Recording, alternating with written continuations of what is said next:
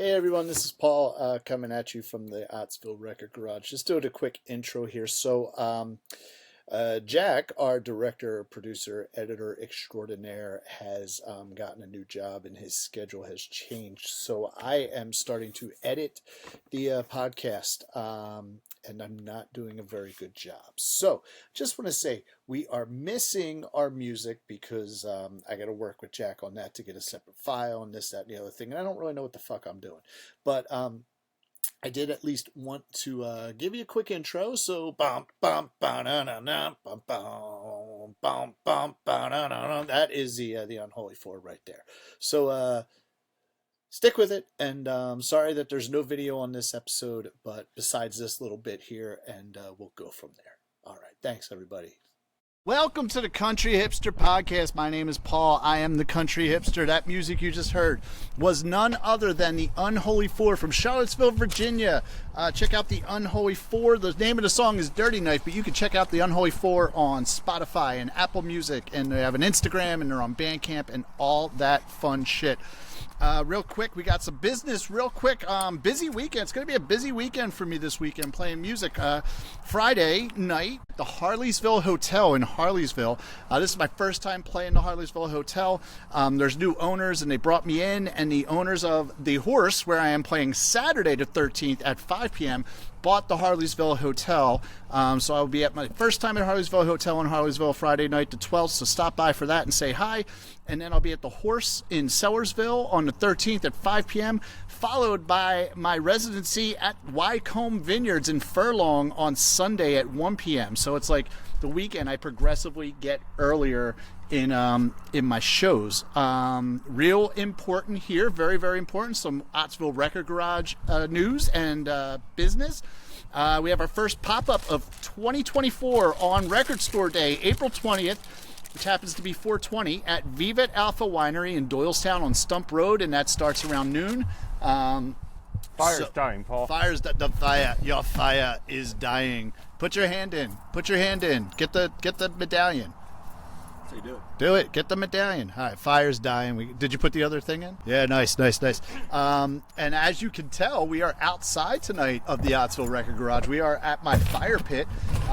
We did do one previous episode outdoors, kind of. We started it in my living room, and then we moved out to my deck last spring, if you recall that, for the specials episode, and that was a lot of fun. You got a sweet deck, Paul. I heard if you trim the bushes, it makes the deck look bigger. Fuck, that was the next joke I was going to make. You fucking stole it. You know, here's the thing. There are no bushes near my deck, so it looks huge. It is actually a pretty big deck. I like my deck. It's cool. Yeah, so Tom. I like that he's got us on the same side, like the peanut gallery. Yeah, I know. Isolated tonight. We're like the old guys from the Muppets. You know what it is? You guys Statler never and shut the Waldorf. fuck up. So I got my tiki guy over here to like I can talk to him while you guys Feels just weird being mumble on this about side whatever. of the- Tiki Guy is Outdoor Snoop. Yes, he's Outdoor Snoop. There you go. Outdoor Snoop is with us tonight. So I haven't even done the introductions yet because I'm still doing the business. Tom Bernhard, Tommy B. Bernhard, yeah. Yes. Or Tommy B. Tommy B. He mentioned on the Neutral Milk Hotel episode that I should have a special podcast promo code on OttsvilleRecordGarage.com. Don't give Tom my glory. That was me. That was you? I'll take that, though. That was No, Tom. we'll give it to Tom. Give it to Tom. I'm giving it to Tom. Fuck you. It's Tom wanted his royal check. I'm giving him the credit here. That's your royalty check, Tom. Thank you. So we do have a promo code on Ottsville Record Garage where you can always save 10% off of your purchases. Basically, you put in whatever month you're in, and you'll get 10% off your entire purchase. So it's April, so if at the promo code you put in April, you're going to save 10% off your purchase. However, we have a special promo code starting today, right now, for listeners of the Country Hipster Podcast, this will not go on our mailer. This will not be like really put out there by Ottsville Record Garage. So it's just for the listeners of the Country Hipster Podcast. If you buy vinyl, go to the OttsvilleRecordGarage.com, and at the checkout in the promo code for this month only, type in hipster, as in, the Country Hipster Podcast, just hipster, and you will save 15% off of your entire order. And if you spend $69.99 or more, you will get free shipping. Hot. Nice. It is hot. It is hot. So it's very special for the listeners here. And obviously, I waited until after a minute into the podcast, so that way we at least get a view. Consider, because if you listen or you watch for a minute or longer, it's automatically a view. So so make sure you do that. I just imagine all the people were just like, I got the promo code. Fuck these guys. That's okay because it helps our numbers. It puts it up higher. We get a view, and that'll go towards us monetizing the podcast. He did tell him the formula though for not listening and still getting the promo every month. It's okay. It's all right. You got to tell him, this month's new promo code is May. This month's new promo code. Well, that's only 10%. This is 15%. That's a good point. This is 50%. Yeah, don't be a bitch. Listen to the show. Yeah, exactly. Bitches. All right. To my immediate left is my co-host and brother, Adam, the Country Diet Tonic Water. Yes. Yeah, what the fuck, Ty? Listen, we'll talk about it, but I have some interesting questions. Not really interesting questions, just questions about tonic water in general. Okay. So we'll get to that. Okay. But yeah, I just know that I didn't, well, actually, I had a joke planned. So I was looking in the supermarket for the tonic water. There's a supermarket that I've never been to before. So I'm walking around. I don't know where they keep their mixers and shit. So I was all lost in the supermarket. Oh, Jesus Christ. Thank you. It's horrible. It's horrible. You know what? I saw that coming. Took me all day to think of it. You know what's fucked up? I just realized I didn't write down what my top 3 and 1 least favorite. I forgot to as well. I did it right before we started. I know what they are, but I'm like, fuck, I forgot to write that down. I did it 3 minutes before we started filming as well. It's we've only had 2 weeks to prepare for this podcast. Yeah. So it's a good thing we're putting it together last minute. High level procrastinator, buddy. Yeah. That's like my I do my best work under the gun. Pretty much. It's like my whole ADHD. like high school academic career. It's like one time I went I was getting my blood pressure done for a doctor's appointment, and the woman said what it was, and I was like, how is that? She's like, little high, you could do better, but it's all right. I'm like, oh, you explained me in high school, and she just looked at me. She's like, do better. I'm like, all right. She was all mad at me. So before I introduce the next person, I gotta say, so the Country Hipster Podcast has taken on many different forms. We have been, obviously, we're a music podcast. We're a vinyl record podcast. We are a literary podcast, as we do book reviews like we will be doing tonight with the Booze and Vinyl episode, which is why our guest here, Tommy B from New Jersey, is here today, as is a book review. Just a book review. We're not stealing the idea of Booze and Vinyl. We're doing a book review of Booze and Vinyl, of a recipe from Booze and Vinyl. We're an educational podcast, and we now get to add to our litany of descriptions of the podcast to we are now a dating podcast. As Elizabeth Cheer has commented on our Neutral Milk Hotel on our YouTube there, which, by the way, you can leave us comments on YouTube. Comments like this, which we really do appreciate. So Elizabeth Cheer wrote about 14 minutes before we started filming, said, hey guys, great episode.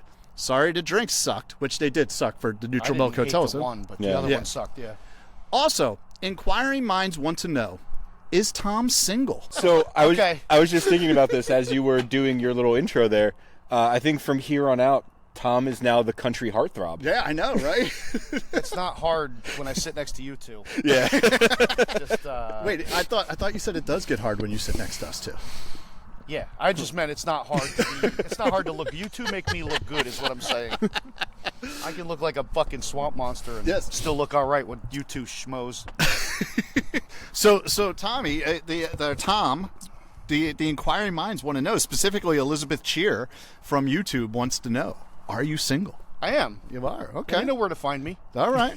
And how would they find you? At Tier to Know on Hamilton Avenue? At every other weekend, I work open to close, Saturday, Sunday, at the Tiernanog, the legendary Tiernanog, on Hamilton Avenue in Trenton, New Jersey. All right. Number one Irish pub in New Jersey, by the way, for 8 consecutive years. Yeah, but there's not really a whole lot going on in Jersey. So there were really 37 of them ranked on NJ.com's website, and we were number one 8 years in a row. So blow me. That was directed directly at you, Paul. No one else. All right. So it seems like the Nog is the only thing that's happening in New Jersey. You would think he would try to take some credit for that, being that he's been playing music there for like 20 years. It has been like 20 years since I've been playing there. So this is the fun thing too.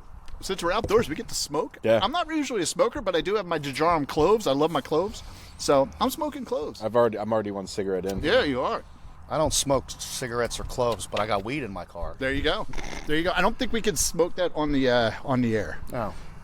I think we can mention about it, but I don't think we can. Yeah, my bad. I live in New Jersey, which everything's legal in Jersey. You are free to do what you want with as much weed as you would like. Oh, well, so speaking, this is a booze and vinyl. So, but before we get that, what are we drinking right now, gentlemen?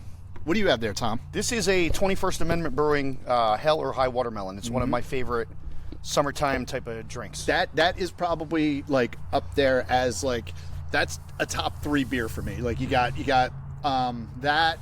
Sam Adams Oktoberfest, and of course PBR, High Life's up there, so it's definitely a top 4 there. I love that. Every year it comes out, man. Now here's my question.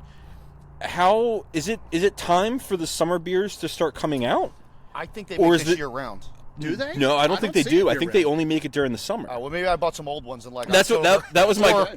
I did just buy this at the local establishment, and they might have been sitting there since last year. That was my question. Was it last year's batch or is it a fresh one? Still tastes fine. So, but also, I got a little bit of cotton mouth, so it might actually taste better than I think it does. I don't know. It's also canned, so don't things in cans like last longer in general? I mean, and that way you can. Are you waiting for me to make a joke about this? No, seriously. Whenever the Boy Scouts do a food drive, they always ask for canned goods. So I'm assuming Boy Scouts like it in the can. They do. All right. Were you a Boy Scout? No, I was a Boy Scout. You were. I know you weren't a Boy Scout. I was a Cub Scout, but I never. Yeah. Yeah, I was a Tiger Scout. I was a Cub Scout, and I was a Boy Scout, and I was the worst of all those. No, I didn't actually. So that's the funny thing. So our dad, Skipper. All right. So our dad. Cheers.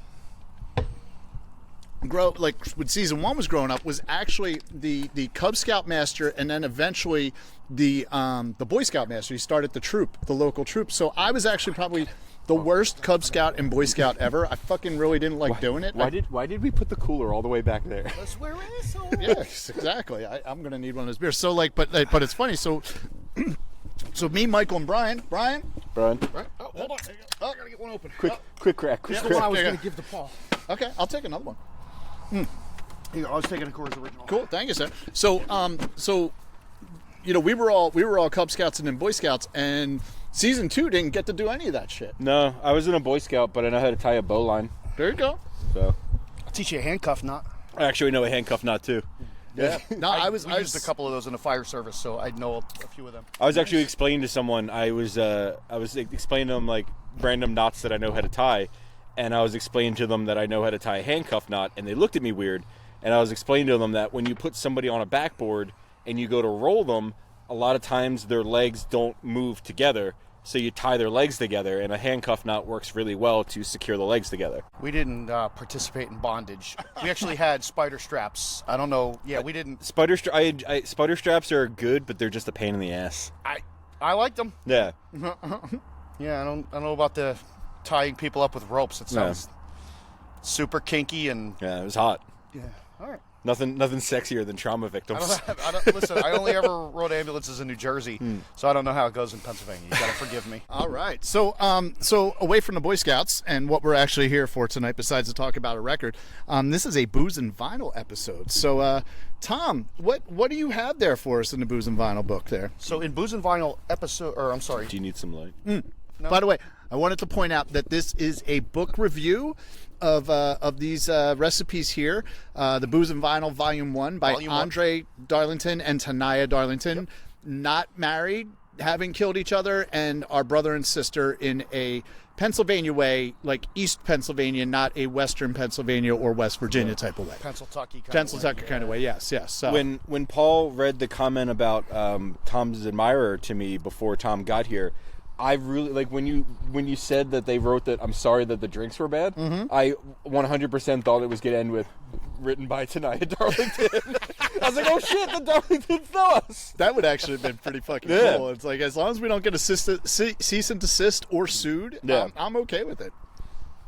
So go on, Tom. All right, so they have given us a couple of I feel like they mailed this one in, but it is a very, I guess they were looking for something that we would call like, hey, this is kind of punk. The record that we are reviewing today is London Calling by The Clash. Yes. We're part of the forgotten portion of the British invasion, right?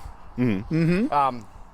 Anyway, the liner notes on this one, it's primal and political. The Clash's third studio album is a stylistic mashup of various genres all pulled together with the force of a hurricane.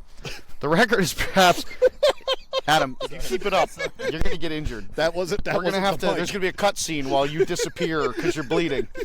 Anyway, the record is perhaps the apex. Why you always sit next to Paul. Yeah, of the band's creative output, as a rebellious call to the storm of the streets, full of angsty howls, screeches, and blasting guitar. The force of this album's apocalyptic spirit is uncontrollable. It evokes the twilight of civilization. So meet the end of the world with style and aplomb and a gin and tonic.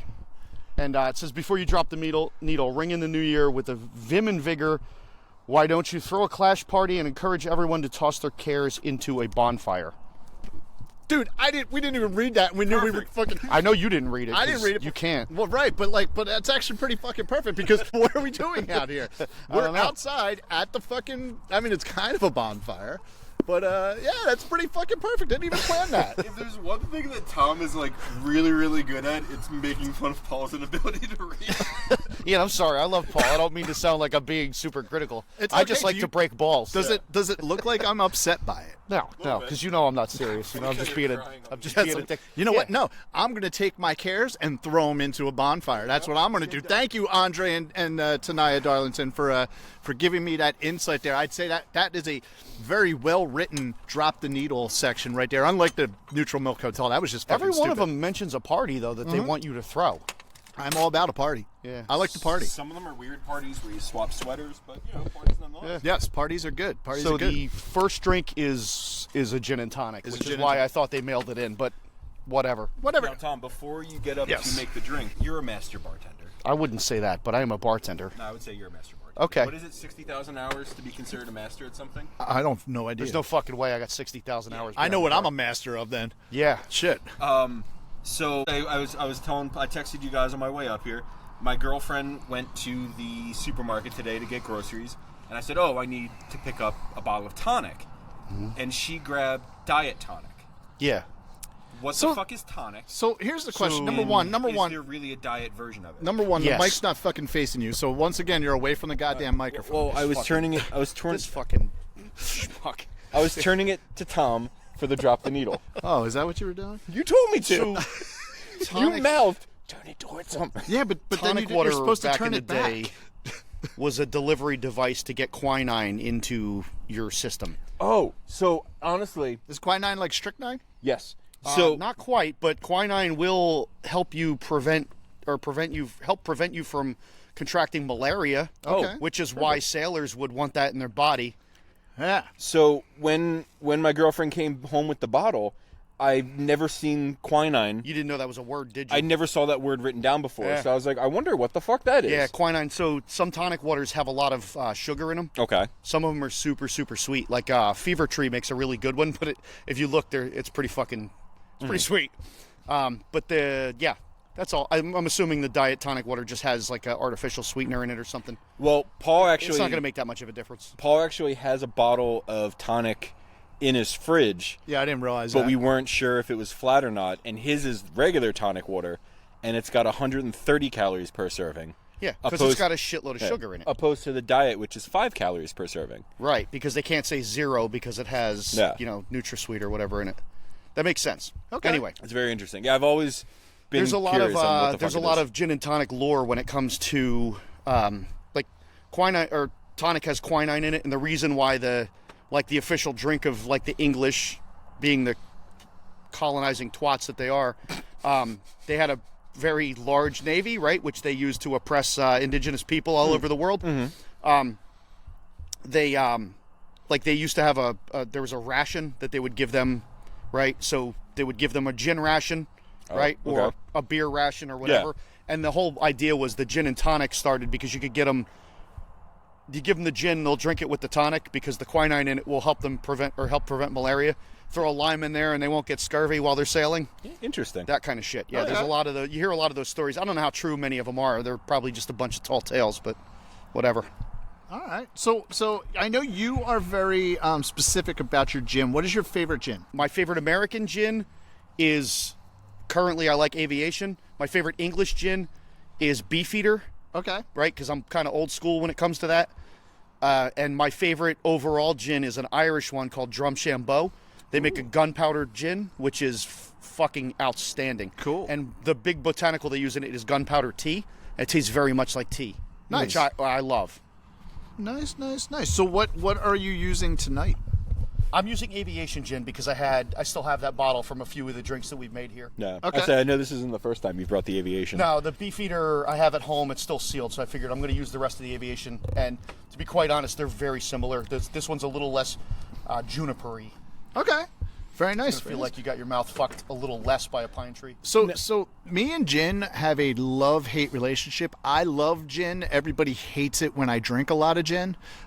So one St. Patrick's Day a few years back, many years ago, not many years. Well, yeah, it was Probably just a few. This is a lot of years ago. No, it was a while ago because I stopped. This is actually why I stayed away from gin for a while. So my problem with gin is not that there's a problem with gin. I love gin. I can't, I'm generally a lightweight. You guys have seen it. I'm pretty much a lightweight. Yeah.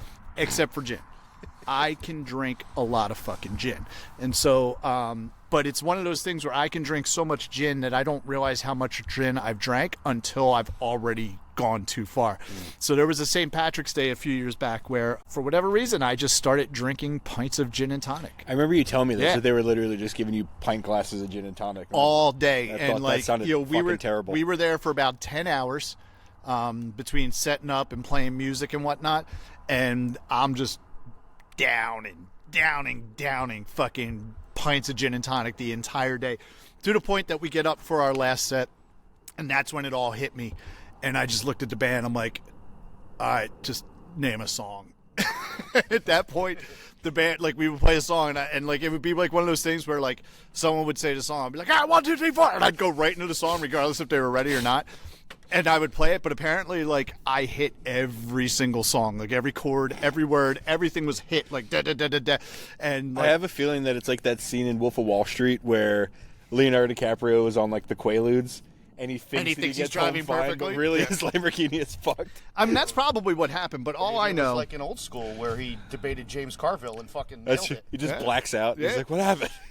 all I know is that the band said it was the most I guess easy to get along with on stage, because What I'm hearing here is you need to fucking really power drink gin more often. probably Yeah, fuck what the rest of them say. Apparently, that's where you get your best self. it is I was but yeah, so that's my thing with gin, and I love gin, and I love gin and tonics, so you know. I was saying to Paul before we started recording, I've only had gin and tonic once, and for a brief period of time I played roller hockey, and the fees for the league, I forget how much they were, but we ended up having a fundraiser at a shitty Northeast Philly bar, and part of the thing was whatever beers they had on tap. All right, and then- wait. I gotta stop you. I'm sorry, but can we just can we just assume that all bars in Northeast Philly are shitty?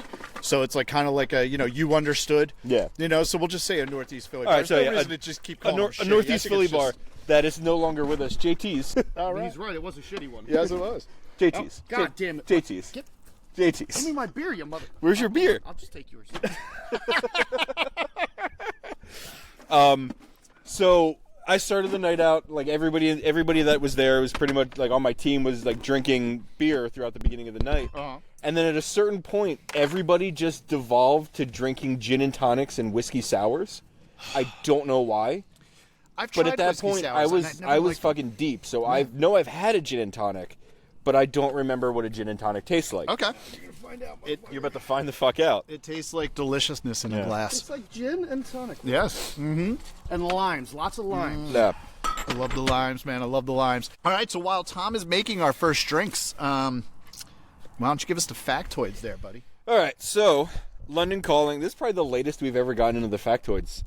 No, we've gotten in later. Yeah, Yeah, I'm sure we probably. So we are covering London Calling by The Clash, released on December 14th, 1979. This was the third studio album by The Clash, recorded in... I don't know if this is the name of the studio or if it's just the area where it was recorded, but it says it was recorded in Wessex, London. Wessex is a section of London, yes. Yeah, so it doesn't give a specific studio, just says the location of Okay. where.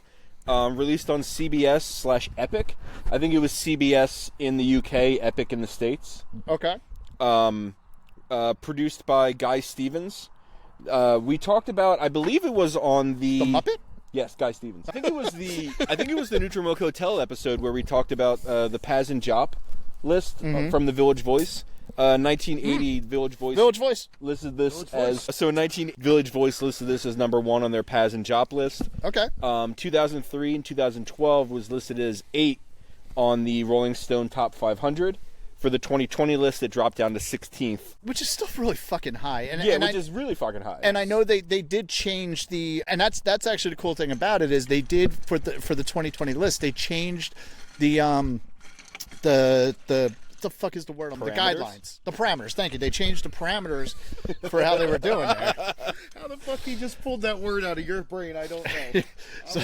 But that's how they changed the parameters to include music that wasn't being included, which made sense because there's so many neglected albums that just were not getting high enough ranks. Shit! Speaking of pints of gin and tonic, yeah, man, I love it. I love it. So the best part about it was that, or not the best part about it, but one of the things that speaks to this album is the fact that it was number 8.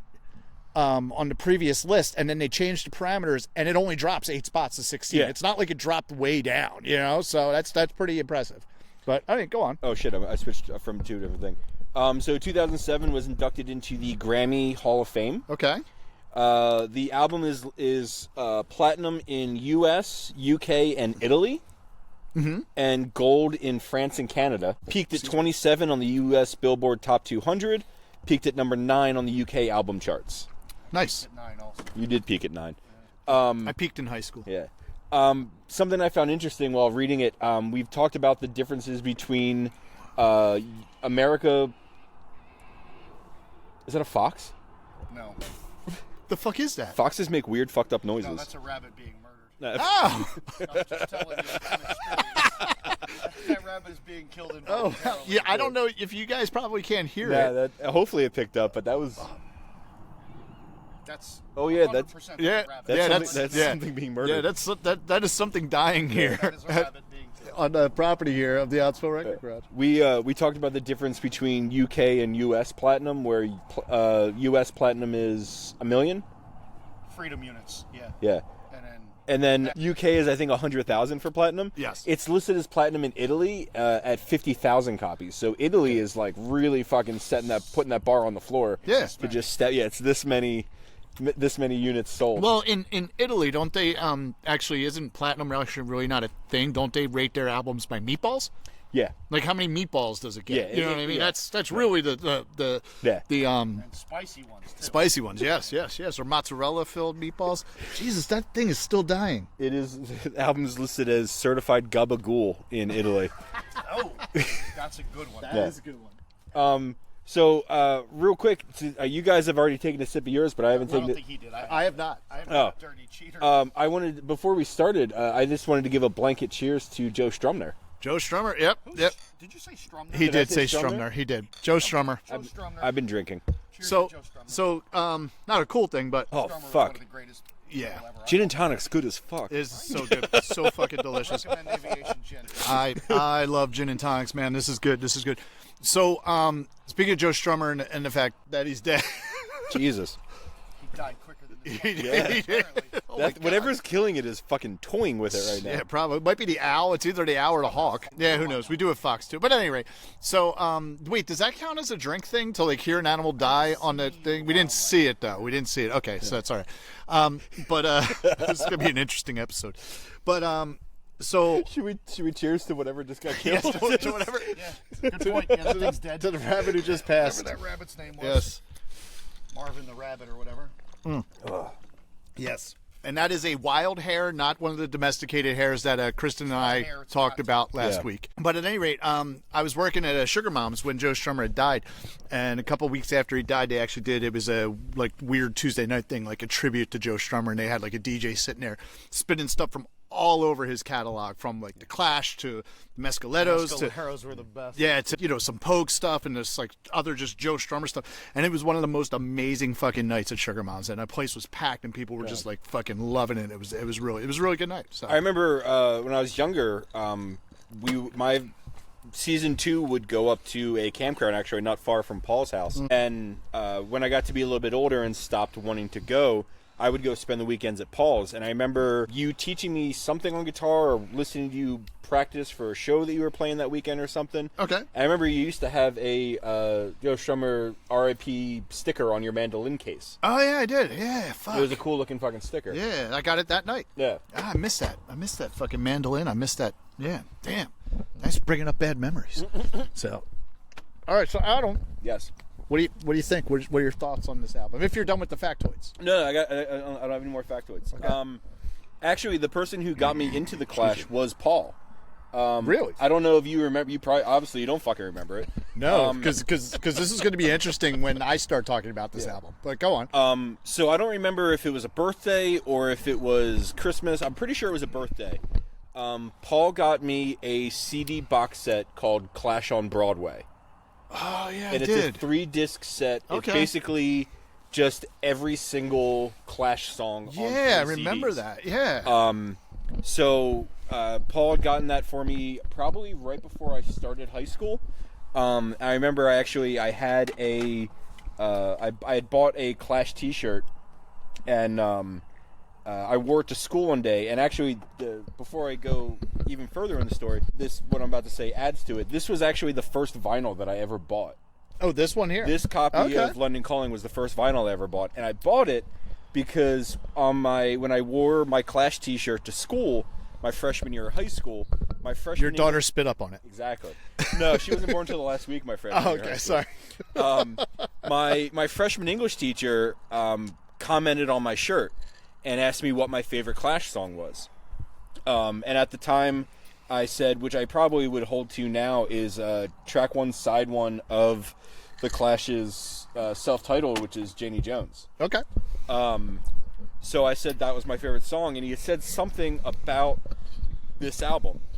And I terribly wanted to impress this teacher because I thought it was cool as shit.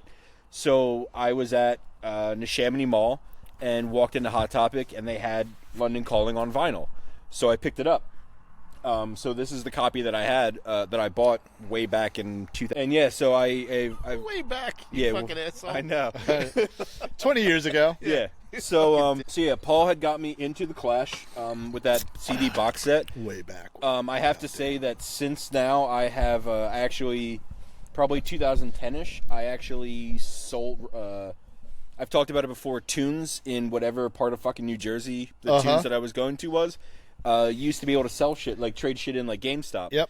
I actually traded in my Clash on Broadway box set. Oh, real nice, real nice. And got a decent amount of money for it, actually. And I think I turned around and then bought more. I think I bought vinyl with it. Well, so. I'm glad you cherish the gift that I gave you that I don't remember giving you until you just mentioned And it. honestly, I feel like Don't defend it here. if I'm not mistaken, I want to almost say that I traded in Clash on Broadway and bought the Postal Service record that we covered earlier. Oh God! So you like said you? Steel Train. Yeah, I know that actually would have been funnier, but the Postal Service was a little disappointing too, though. Yeah. So. Say anything, that would have been perfect. Oh yeah, actually that would have been pretty fucking perfect if it was that. But So no, yeah, it's good. so thanks to Paul, I'm a fan of the Clash. I love this album. This specific album holds a special place in my heart because, like I said, it was the first record I ever bought. Which made me want to ask: do you guys remember what the first vinyl you ever bought was?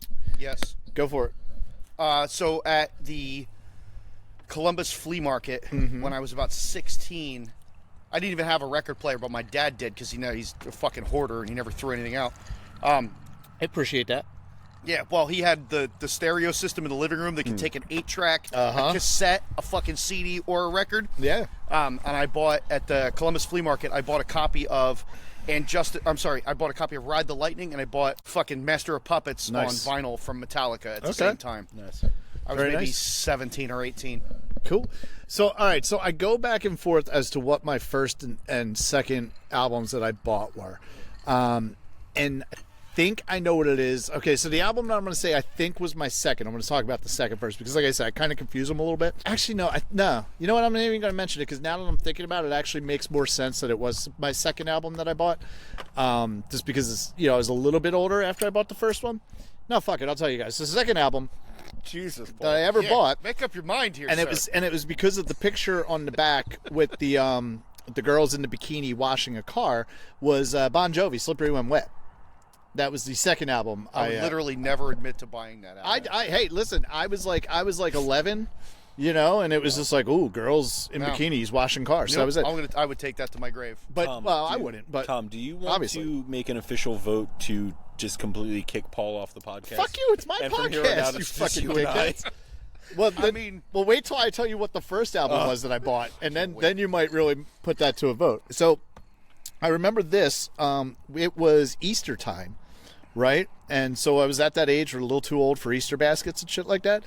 And so the skipper and your mom, or my stepmom Debbie, we used to like. This is before you guys were born. We used to just like go to the mall. Like we'd go to the Oxford Valley Mall or we'd go to the Neshaminy Mall or something. And like they would give like each of us like $20 and be like, all right, meet us back here at whatever time. Fuck off for 3 hours. Exactly. They did the same thing for season 2. Okay, cool. Yeah. So, but the one time it was like fucked in the parking lot, didn't they? Yeah, exactly. Nice. Probably. But it was like right before, or it was right around Easter, and it was the weekend we were there. And so they took us all, like the 3 of us, into the record store, and we're like, you can pick out a record. We're not getting you an Easter basket. Pick out a record. That's your Easter basket. Now, just out of curiosity, because which mall? Oxford Valley, you said? I don't remember. Oh. Do you remember what record store it was? Nope. Okay. Might have been Wall to Wall. I don't know. Sam Goody. It was probably one of the other, Wall to Wall or Sam Goody. I don't remember. Go on. Wall to Wall. I don't remember Wall to Wall, but I remember. You weren't born yet. No. I remember. Yeah, I know, right? At Neshaminy, I remember the Wall. Yeah, that was different. Okay. The wall was the different. Fucking tits. Yes. They would give you the sticker. If you just snap the CD in half, they give you a new one. Or like you take like another tape or CD and like switch out the covers and you can go back and get a new one. I'm like, oh, this is what I really wanted. Friend of the podcast, Zach, and I were talking about the other day about how the Wall had a very specific smell. Yeah, and it's a smell that we can't pinpoint. No, I mean, no, it's bad plastic. It's like the fucking plastic that like they don't make anymore because it's horrible for the environment. Not the plastic's good. Yeah, exactly. But we remember going into the Wall and like being instantly like hit in the face with that smell. Yeah, no, that's for 6 months and you just wake up one day and there's a lump in your armpit. Exactly. Yeah, that's game over. That's what you it wake is. up and have a third eye. That's it. Game over, bitch. So on that trip, they took us into the record store and we're like, all right, guys, pick out a record. And I remember the first record I bought, and I loved it, and I still love it. I have a copy of it in my personal collection on clear vinyl. Madonna, Like a Virgin. That's so much more respectable. It is. So much more respectable. No, you don't have. And I say that as a man from New Jersey. you don't have that original copy you bought, but you have a newer copy. I have in it's either 2017 or 18. They do this thing called Rocktober. Rhino Records puts out like very original. Yeah, I know. Rhino Records puts out a every week a bunch of different special pressings of records. And the one year they did it, I actually bought 5 of them. Like I was running the business, but I bought 5 of them for myself. I didn't even buy them for inventory. And one of them was a clear vinyl version of Like a Virgin, which I realized, I don't have Like a Virgin in my... I love Madonna. I have no problem admitting it. I absolutely fucking love Madonna. No beef with Madonna. Yeah. She's badass. And so like when I saw it, I'm like, oh God, no, I have to get this. So I have a clear vinyl version of Like a Virgin in my collection, which you would think would be like a virgin white vinyl. No. Wait, no, it is a virgin white vinyl. I have clear vinyl of Aha. That's what I have, the clear vinyl of. It is actually a virgin white vinyl version of Like a Virgin. So that was not that one, but it was on black vinyl when I bought it. But Like a Virgin by Madonna was the first album that I remember buying. I was just thinking when it made me think when I just asked you if you don't have that original copy. We've mentioned before on the podcast that all of my records survived the flood and got a lot of the sleeves are fucked up. This one's fucked. This was the only one that I was upset about. Okay. I'm not a very nostalgic person. I'm very, like it's gone, it's done. Oh. It doesn't, it doesn't affect me anymore. But this was the one album that I was very upset got fucked up in the flood. I just thought of something. Is this my fault? Because this is C. Maybe. Clash. Probably. Yeah. So we've talked before that Paul used to, whenever we had a family party at my house, Paul would rearrange. I had my albums alphabetized, and Paul would just go down and fuck with my records. I would just grab piles, like one pile here and put it down here and that. So C should have been closer to the top. C should have been fine, but now it's fucked up, and it was. Was Paul is at fault for this? Then I feel like you're even for selling the gift that he gave you. Yeah. You know what? Yeah, Fair yeah. enough. I'm Yeah. good with that. I think we're even now. You know what? I Okay, think good. you know what? Yeah. I'm good with it. Can we cheers on that? Yeah, throw it in All the right. fire when you're done. This was of I'm very much the type of person where it's a material thing. It's Yes. fucked up. I can replace it. Yes, absolutely. This was the one album that I was upset got fucked up in the flood. But yeah, like but yeah. Okay. Very good. Very good. Very good. And like Paul said, it's fucked. There's a whole chunk missing. Oh, which I wanted to talk Is about. it still playable? No, yeah. Yeah. Okay. Yeah. Which I wanted to talk about because the cover is fucked up. Now that I'm thinking about it, I can't remember what the list was, who did the list. I want to talk about how fucking iconic this album cover is. Yes. No, this is a great album cover, and I remember reading about it, about like how it just like was like the perfect picture of the bass player just fucking Yeah. about to smash the bass. Like apparently there was a bunch of shit going on at this show that this picture was taken, and I mean it is an amazing fucking album cover. I It love is- that it cover. is- I actually read at one point they didn't want to use the picture. Yes. Yeah. Because of how like weird and out of focus it is. It's perfect. It gets the it's- fucking it's- point yeah. across quickly. Well, what's I one love of that. the things that they take from the album cover too is that with this, London Calling across there, this is actually also a take on Elvis Presley's Yes. debut album. The colors are the same as the lettering and whatnot, so it's kind of like a homage, but also like a fuck you. This is Yeah. the new rock and roll type of thing. What was he smashing on the cover? Nothing. He was just dancing. So Smashing puss. he was Elvis was smashing underage women at that time, probably when he put out his debut album. That sounds like you're going to get sued. Yeah. I don't want to be part It's of the this. fucking truth. Did I you don't not wanna be see part- the I don't- Priscilla movie? I haven't seen it either, but I know that shit's real. Yeah. That sounds plausible. I wanted to say that I've seen this style. Elvis is problematic. I'm sorry. I'm going to go back. I'm sorry to cut you off, but Elvis is problematic. Yeah. Yes. The styling of this record, of the album cover, he taught Forrest Gump how to dance, though. exactly. He did. No. Forrest Gump taught Elvis how to Forrest dance. Gump taught Elvis how to Yeah, dance. Oh, yeah, good point. All right, yeah, fuck Elvis. I've seen this album cover mimicked a bunch of times, and I wanted to say, to me, most notably, growing up, I was a big fan of the Tony Hawk's Pro Skater video game series. One of the Tony Hawk's Pro Skater games they put out was called American Wasteland. Yeah, and Jack had it. It had a very like punk vibe to the whole thing. And they put out the soundtrack to the so game. fucking good. And the soundtrack to the game is someone smashing a skateboard on the ground in the styling of this within, I think in the lettering said, I think it was Tony Hawk written in the pink and the green. Nice. But yeah, it was literally like a exact representation of the album, just replace a bass with a skateboard. So yeah, I forget what list, I can't remember, I was just looking it up before I took my notes. Great skater, Couldn't- bad singer. Yeah, couldn't find the fucking where the thing that I fucking read, but it was ranked very, very high on like most iconic album covers of all time. Oh yeah, no, absolutely. It's a great album Yeah, if you cover. showed me the And- picture without any of the words on it, I Yeah. know damn well what that is. Exactly. So many people know what that is. That is one of the great things about albums and vinyl, and I think that's one of the reasons why people still think we're in a vinyl revival. Right? Is the thing not plugged in? No. Plug that back in. So all right, so people think we're still in a vinyl revival. Yep, This is good radio. it is. But vinyl. For all those listening on just the audio, I just plugged in Paul's computer. Thank you. The heard him vinyl panic. revival is over. Vinyl is here. It's not a revival anymore. And We mentioned this a few episodes Yeah. ago, where it's been the biggest selling physical media since like 2000, exactly. And 2015 or 18 or whatever. they just put out the Nielsen one too, like recently, like a couple of weeks ago. And you would think I would actually read those things, but at this point, I know Oswald why Record you don't Garage- read 'em. What's that? Because I know yeah, why. fuck you, dude. But at this point, Oswald Record Garage is so small that I don't really need to pay attention to He it. doesn't have Katie read them to I'll him. come over and read them to you for a fee. Regina can probably read better Yeah. than me at this point. She's 16 months old. But no, like it's here. Like vinyl's going to do like over $30 billion in gross sales this year, or like something like some ridiculous number.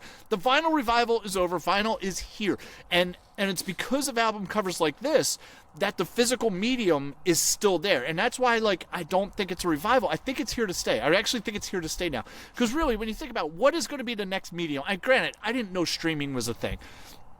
So it's not like I could have been like, oh, MP3s are going to be a thing. So there could be something else. But really, where can you go? I listen to streaming. I still would rather have I still like having the vinyl, even if I'm listening to Spotify in my living room. Exactly. It's like short of like Johnny Mnemonic, where you're putting a fucking computer chip into your head. What is the next step for like physical media of music? Right in the pee hole. Exactly. Yeah. Oh, that'd be good. Yeah. That'd be good. I think. I don't think so. But at any rate, so yeah, and that's what is great about these album covers. It is an iconic album cover, and I love. Same thing we were talking about it on the Violent Femmes. If you just show me that picture, I know that's the Violent Femmes. Yeah. Violent Femmes. Yeah. Do you know what I mean?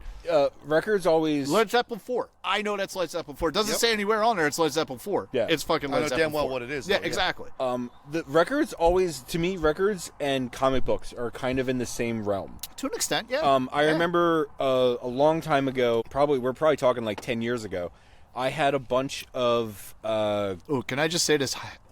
Hell and High Watermelon hits differently after the gin and tonic. Yeah. It's got a little bit of like a different, like there's less watermelon in it Okay. after the gin and tonic. But anyway, go ahead. I'm sorry. Comic books and vinyl. I had a bunch of graphic novels. I had You a could just say comic books. no, because it was the 4 or 5 issues into one. Listen, It's a graphic Yeah, novel. it's a fucking comic Oh, book. I'm sorry. Actually, technically, I think it was a trade paperback. Listen, it's an adult fucking comic book. He bought them when he was a late teen, early 20, so it's a graphic novel. It's a Yeah. fucking comic It's book. comic you book. fucking My daughter bastard. reads graphic novels, all right, too. I'm sorry, comic book. It's comic book. I had asked for a couple comic books to complete a series that I had Manga. for Christmas. You love manga. No, it was actually it was Amory Wars, the comic book written. It's basically written by the lead singer of Coheed and Cambria, and all of their music tells the story of that comic book. They have more than that one song? Yeah, they got a bunch. I'll be damned. Yeah, Learn something. it was This is a. an educational podcast. It was a bunch of. I asked for a bunch of things to complete the series that I had. And my mom had said to me, "Oh, how about we just get you like a Kindle with the things on it?" And I said, "It's not the same. It's not. And it's very much like vinyl. Like yes, like like I said, my albums live at Paul's house, so I listened to this album for the past 2 weeks on Apple Music. But there's something about owning the physical copy of a vinyl or owning the physical copy of a comic book that is more appealing than owning a digital version of it." Okay. Cool. I like that. I thought you were going to make a comment on, like, you were... I prefer records for the same reason I prefer actual books. I have a bookcase, and I would like to go buy the hardcover book because I like reading books instead of reading it on my Kindle. Yeah. I can read it on the Kindle, but yeah, I like having that the whole experience of reading the book. I And I love that about vinyl, too. I can throw the record on, I'm sitting there reading the liner notes or whatever. I like that. I like being able to, in my kitchen, my daughter's running out and picking a different record that we're going to listen to. Yep. Yeah. Yep. I love that. And I love the Apple Play in my car. I do. I fucking love Apple Play. I love listening I to use this Spotify podcast. in my car for the same reason. But and it's great. But they're when I come home, I'm just like, I'm going to put on a fucking record. Like the other night, Katie was going to bed early, and I was just up and I was doing some work. I'm like, hey, I'm gonna throw a record on. Do you care? And she's like, just keep it low, which was fine. But it was like cool to just sit there in my living room doing some work, have fucking Miles Davis kind of blue playing in the background, just like kind of like cool, man. It's just like there's something. It's to me, vinyl is romantic. Yeah. It's definitely it's something that turn. like Yeah. it's just what. He said it took a turn. It's a beautiful thing. Like records are beautiful and they're great, and you get to hold it and you know what I mean, and play it, and you hear the thing and you hear the imperfections, because life is imperfections. Yeah. It's the fucking truth, and that's one of the beautiful things about vinyl, specifically used vinyl, that they sell at OttsvilleRecordGarage.com, and you can get 50% off your whole order if you use promo code HIPSTER at checkout. you get 20% if you hit on the bartender. At Tierno, you'll get that. 20% I'm off. going to tell Jude that. Yeah. Offers only valid if I'm working. Oh, okay. All right. Cool. It always reminds me of the there's a quote in movie Empire Records where I believe it's the character Lucas says, people say vinyl doesn't make a difference, but it's the difference that makes it. Yes. Yep. No, and that's What the fuck does that even mean? It means a lot, man. It's so deep. It's very hipsterish. Yeah. I've said to people before, like, there's something there's something to be said for, especially like what Paul was talking about with used vinyl, where it might be old and it doesn't have the best quality, there's something to say about the sound of the needle scratching the record. That crackle, the I pops. love all the little hisses and the pops and like the little minor shit. There will be times put some 50s records on. Yeah, love that shit. There will be times where I will describe certain records. It's not all records. It really isn't. But I will describe certain records as it has pops and noise, but the good kind. Yeah. And people who know vinyl and listen to vinyl and love vinyl, they know exactly what the fuck I'm talking about. I love and it's vinyl. not for all music, though. I love vinyl. I don't know dick about it. Mm-hmm. Like, again, musically, like you said, like, not a musician. I know what I like, and I know when I listen to, like, older records, if there's a little bit of a hiss, a little bit, that doesn't take anything away. Right. Yeah. Like, it kind of, to me, it kind of adds a little character. It reminds me of when I was a kid. Yep. Not in a bad way, too. Like, yeah, a lot of childhood memories are really like we were bad. talking earlier. I've been having a conversation with my oldest, with my daughter, about for Christmas. I think I talked about it on the podcast. I bought my daughter New eyes. Yes, I bought my daughter 2 records for Christmas and a record player, and she's been texting me nonstop, talking to me about how one of the records I bought her skips. Bitch. And she was asking me why it skips. Mm-hmm. And I said it's either one of two things. There's either a scratch on the record or there's dirt on the record. Right, yeah. And she'll be 19 in June, so her brain doesn't comprehend that, like, there's a scratch on the record. In her mind, there's a scratch on the record. I have to throw it away and get a new one. Ooh. And I've tried to explain, I've explained to her that, no, you don't buy a new record when there's a scratch. You listen to it with the skip. Like that becomes part of the character of the record. Yep. As long as it's not a repeat. Repeats get annoying. I have 2 copies of every single studio Simon and Garfunkel album. Nice. Because I took them from Dad. Mm-hmm. And Dad listened to all of his original set so many times that he fucked up the records. Yep. So he had to buy a completely new set. So I have 2 of every Simon and Garfunkel studio album, because like I said, it adds to that character where, like, I'm listening to this so much where now I've put my touch on this record. This record is now. You've touched it? Yeah, exactly. How this many times record have is you touched it? Twice. Ooh. This record is You're mine going to because hell. it skips in this spot. This record is mine because it makes this sound. Yep. It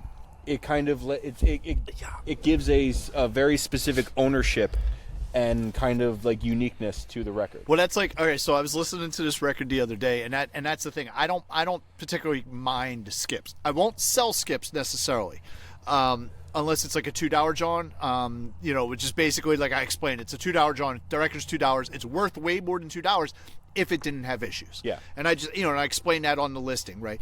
But then you have records that, like, I'm listening to it. It was Oscar Brown Jr. Fuck's it called? Sin and Soul, something like that. I forget what it is. At any rate, I got it through like a bunch of like used records because I'm, obviously I have thousands of them in the garage that aren't even listed yet, and I'm listening to it, and it was a little dirty, and it's an older record. It's from the 60s, I believe, early 60s, maybe late 50s, and it's like this kind of like blues old soul record, right? And I put it on. I've never heard of Oscar Brown Jr. Don't even know who the fuck he is. I'm listening to this record, and I'm like, God, please skip, because I don't want to sell it. Yeah. And granted, it didn't skip, and I have to think of, the business. If I sell records, I could bring in more records, so, that sort of thing. So it is listed for sale. But it is one of those records that's so goddamn good, and that's what will happen. If it skips, I'll be like, oh, okay, it's got to go in my personal collection now. Like, that's how I got a copy of Madonna True Blue. First song, second side, fucking has a skip in it. Otherwise, it's a fucking beautiful copy of Madonna True Blue. Guess whose personal collection it's in now? Mine. This is an album that I was listening to. I'm like, please skip. And it didn't skip, so it is listed for sale, but I was like, fuck, I want this record. I still might pull it back from inventory, but, again, I got to do the whole business thing. So, but real quick, back to the record we're here to talk about. I was just thinking, so far only one of us has talked about our feelings on the record. I was waiting for you to apologize to other Tom still. Yeah, I'm sorry, other Tom. No, fuck him. Because we are a vinyl podcast as well. Let's be honest.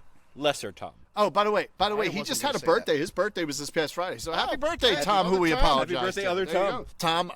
Tommy B. I'm not even going to try to butcher your last name. Bernhard, it's super easy. It's cool. Tommy B's okay. Bernard. Super fucking easy. What are your thoughts about the album while I step away for a second? I love this album. You got to go piss in that forsythia bush like I just did? Yeah. Nice. Now you got prostate issues, so I'll try to keep it going for a couple minutes. You faulty prostate. You got to see. Do you pull your pants all the way down to your ankles when you pee? I do. That's ridiculous.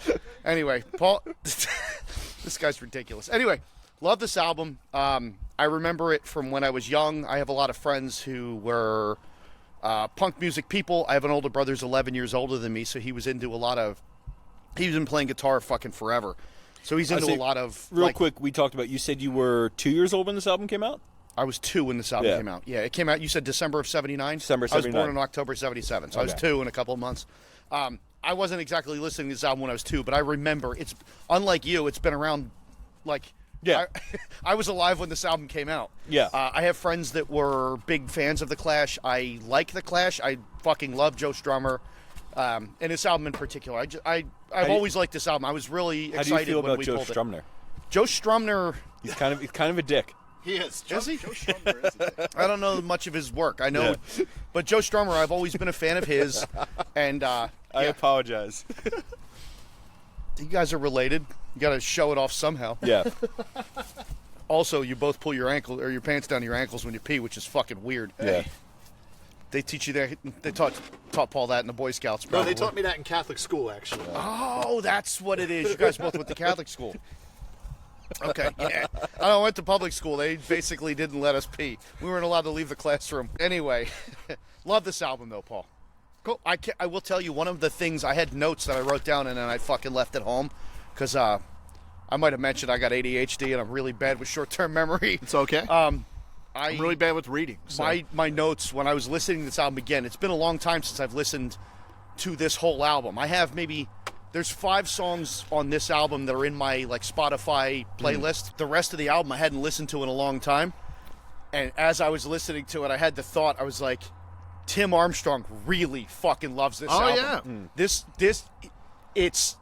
This album in particular, more so than any of the other Clash stuff. I feel like this one right here really has that same sound. Like I was like, this is what Tim Armstrong was trying to make every fucking time he made an album. Okay. And I don't mean that in a bad way. I love Tim Armstrong. Not at all. Yeah, no, I But- got you. Have you seen Tim Armstrong lately? I mean, he looks like rough. He looks like Joey Pants in his late years Joey Pants. Yeah, not Goonies Joey Pants, but post Sopranos. Yeah. So I will tell you that I was actually, I'll be honest with you, I was so I can read my thing. Hey, Paul, reach in the fire and get that tab off that can for the hot dog fund, you cunt. Oh, fuck. No, Well, I'm not peace doing up to that. that. I need my hands. I was telling Paul, I actually have a small freezer about bag that. full of tabs in my Yeah. car. Now you can apologize to Ryan next time you see her, you dick. Oh, because we don't have a whole, like fucking couple hundred other Well, maybe tabs. she wanted that one, you ass.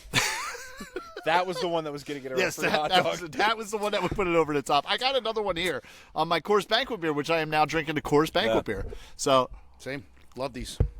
there you go. All right, so I will be honest with you. I was actually scared when this album was selected. So the reason I was scared was because, like, I've always thought that I liked The Clash, but, like, what I was afraid of, like, I don't ever recall delving into The Clash. Yeah. Like, I don't ever remember sitting down and putting on Clash albums. I just don't remember doing it. So my fear was that as much as, like, and for years, obviously I bought you Clash on Broadway, you know what I mean? For years, didn't I was care. like, I love The Clash. He forgot about it. And I did. And what I was afraid of is that I only liked the hits. So you know how that happens? Like you'll you'll like, I'll be like, oh man, I love this band, and then you go to listen to their album, and you're like, oh, this album's horrible. I'm that way with the Foo Fighters. Dude, I was literally. okay. I was 15 of their hits, the rest of them. I was just about to say, I dated a girl in college who loved the Foo Fighters, and she would play Foo Fighter albums for me, and the only album I really wanted to listen to was the Greatest Hits album. Yeah. Okay. Yeah, I'm like that with the Killers, too. There's about 7 songs I like, and they're all like the hits, and I listen to anything else, and I'm like, fuck this stuff. So the good thing about this is when I listened to this album, and on the first play, I was like, oh no, I'm very familiar with this album, and I fucking love it. Yeah. I love this album. Turns out like there's so many songs on here that I didn't realize were on. I knew they were the Clash, but I didn't realize they were on this album. Like probably overall my favorite Clash songs, like multiple favorite Clash songs, are on this album. Same. Which I didn't, like I said, like I don't ever remember sitting down and listening to London Calling. I don't remember. I probably have. I know Sean from the Unholy Four, friend of the podcast, I know he likes The Clash. So I'm sure I've heard this album in its entirety a few times before, but I never really just sat there and thought about The Clash and I'm going to listen to The Clash or anything like that. So I was actually a little bit fucking apprehensive about going into this. Like, fuck, am I going to be exposed for my poserism sometimes? And I'm not. I love this album, and I think I love The Clash, man. It is a great album. The thing that gets me about this album is how much it fucking mixes genres. You have punk, you have ska and reggae, you have fucking new wave, fucking rockabilly is on this fucking album. Well, that was the Tim Armstrong moment for me when I was listening to it. I forgot about that. Where there's so much going on, so much, and so many different. And what's funny is, so I was reading today that they couldn't write songs for like a year. Couldn't write schlongs either. They couldn't write schlongs. It's that fucking gin, man. It's fucking good stuff. No, they couldn't write songs. Couple gins and that's schlongs on his brain. That's I like it. That's something I enjoy about the Clash is like when listening to listening to that Clash on Broadway set that Paul had bought me. Oh, you did listen to it before you sold it? I did listen to it before I sold it. Like, you start off with The Clash, and you start off with, Janie Jones and White Riot, and those are punk songs. Yeah. And then you get into London Calling, and, like, you get into even far, like, you go a little bit further, you get, like, fucking, for the longest time, I had no idea I didn't know who wrote Rock the Casbah.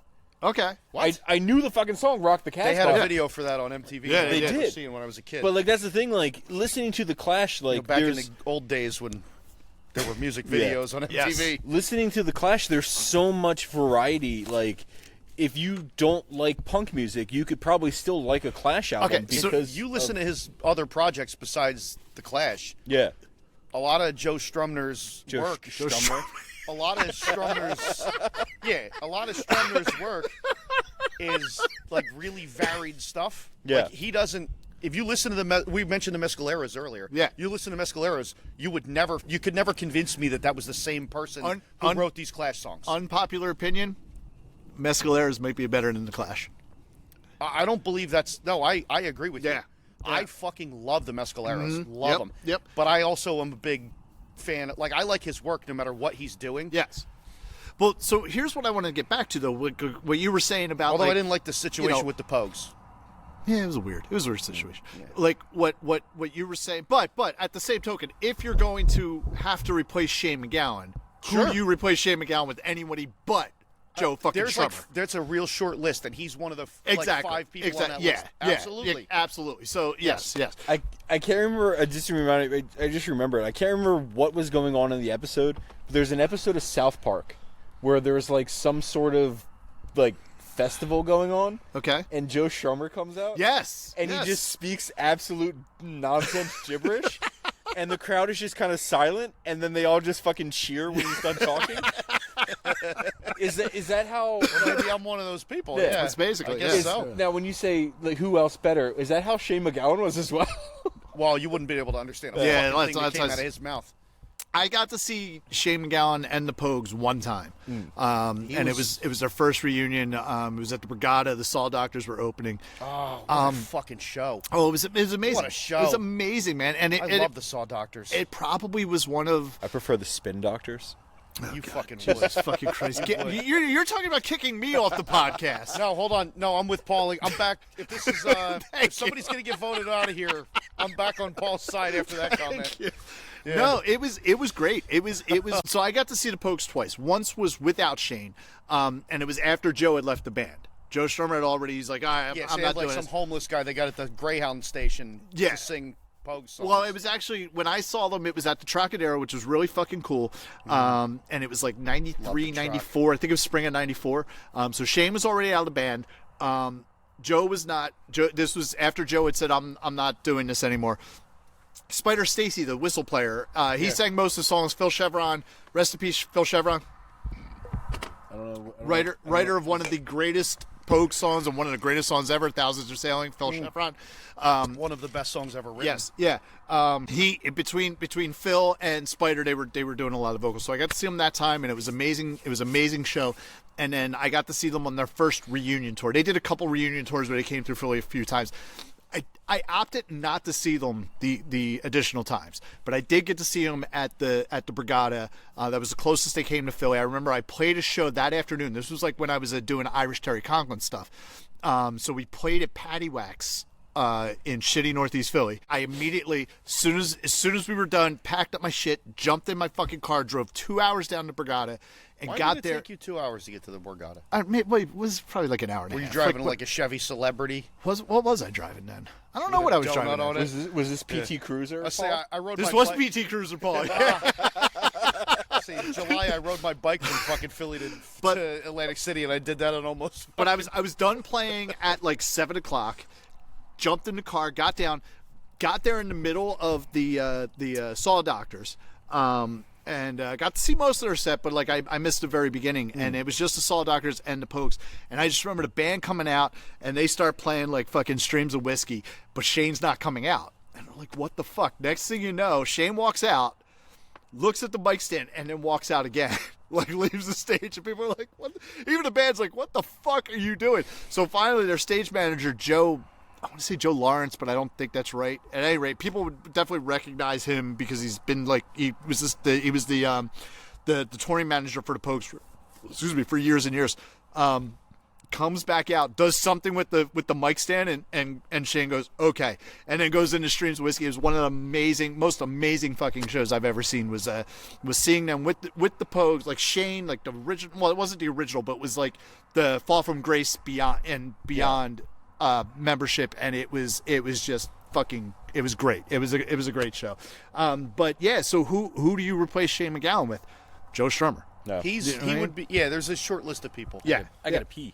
Oh, go pee. But what I'm going to say is, while you're peeing, you can hear me talk about how, one of the things that like you mentioned about how like if it's not like straight punk, like it's got so many different levels to it. But like I will actually go back and say it is straight punk, even for, like it's 1979, 1980 straight punk, because like similar sounds that were coming out at that time is like Elvis Costello. You have the Ramones. You have the Specials, the Pogues, Pink Flag, Madness. There's so many bands. Wow. Yeah, there's so many bands that have like, it's not like straight, and I think that's where sometimes punk gets. Clash was defining what punk was in '79, I think. Though they were, but it was you like also, them and Bowie. It was them as the avant-garde kind of weird shit. A little bit, yeah, but Not you still him, had though. Like him. He was. Here's where we are. right, but you still had the CBGB sound of Blondie, and you had Talking Heads. I am good right now. Beer me. And you had fucking the Go-Go's. When you look at the Go-Go's of what they were, the other one. Yeah, give him another. Fucker. Give him a Kona. give me a Kona. No, fuck the Kona. Give me a fucking Hell or High Water. I was trying to look at him like, what the fuck is in there? When you look at early Go-Go's, like that shit is all like fucking punk as fuck. Thank you, Adam. So that's what I'm saying. Like even though like they kind of mix genres and they expand beyond just like the simple 1 2 1 2 1 2 punk, like in your face, fuck you, I'm gonna punch you in the throat and kick you in the face. Not necessarily style. Sure. You know, And it doesn't have to be That's it. We've talked about it before. punching people in the face. It's just hey, Yeah. I don't agree with your bullshit. yes. And this is something here. I have this like little conversation piece. I'm trying to develop the podcast. I got a little Is that conversation like piece a coming on. euphemism for a dildo? No, maybe. But no, so where's my, there they are. So one of the things too, because when you think about when this album came out, right, 1979, right, it came out in 79, and like, you know, I just mentioned a bunch of bands like Elvis Costello, the Ramones, the Specials. Pogues were in their very early stages. They don't think they put out a full length yet. Madness, all that kind of stuff. You talk about that, and if you ever, it was a great time for music. Absolutely great time for music.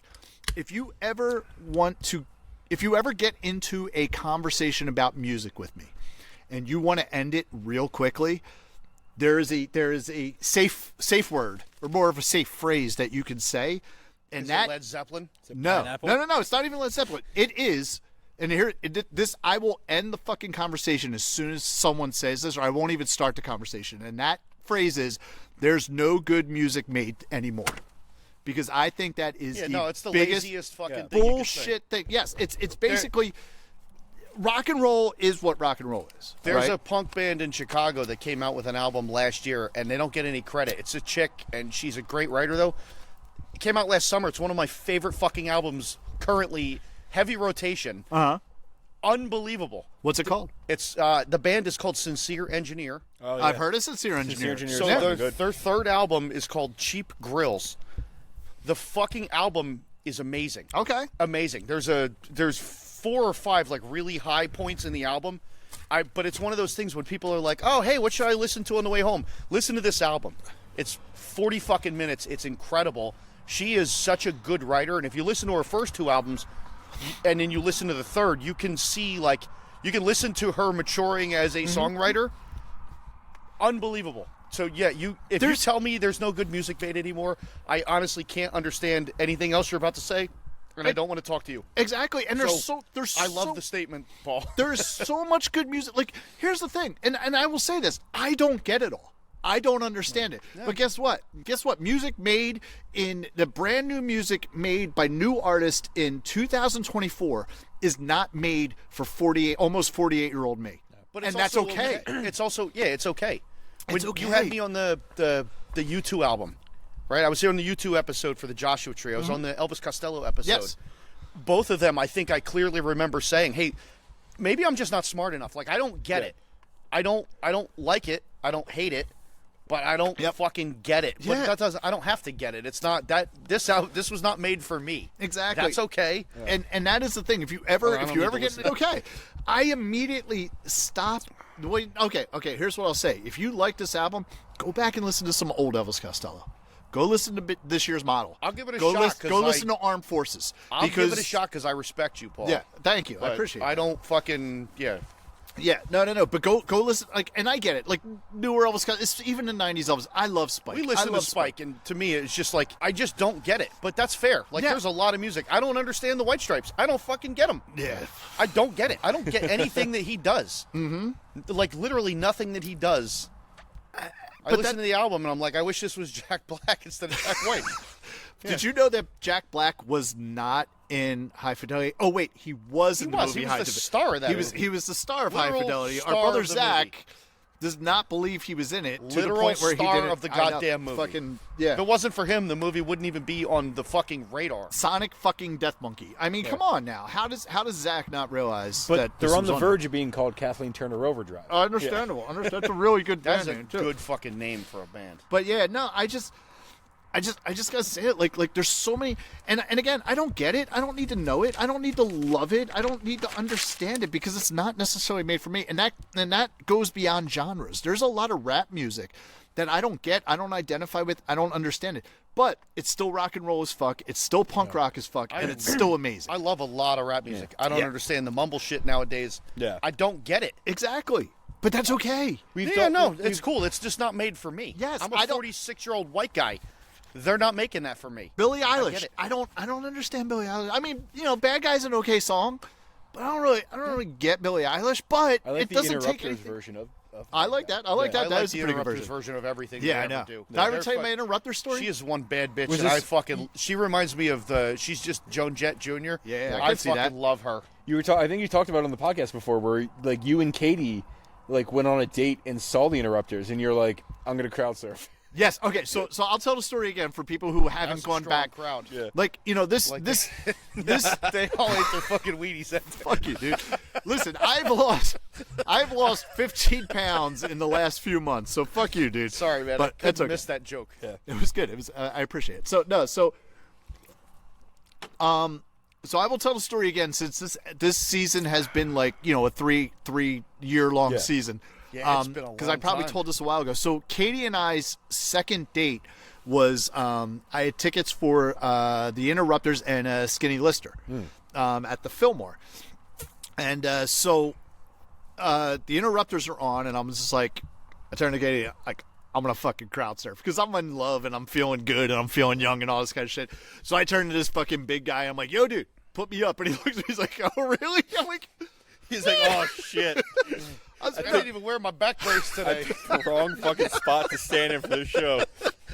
But I was like, yeah, man, put me up. I'm going to say it's not because of my weight. It was because of my age that he was like, really? I'm like, He's afraid he was going to break your fucking hip picking you up, and that was going to be the end of it. Yeah. I like to imagine that from here on out, that guy, like, every time he goes to a show, he stops and looks. He's got lower back pain. All right, there's only 19-year-old girls around me. We're set. Like, But at any rate, he puts his hand down. I put my foot in his hand.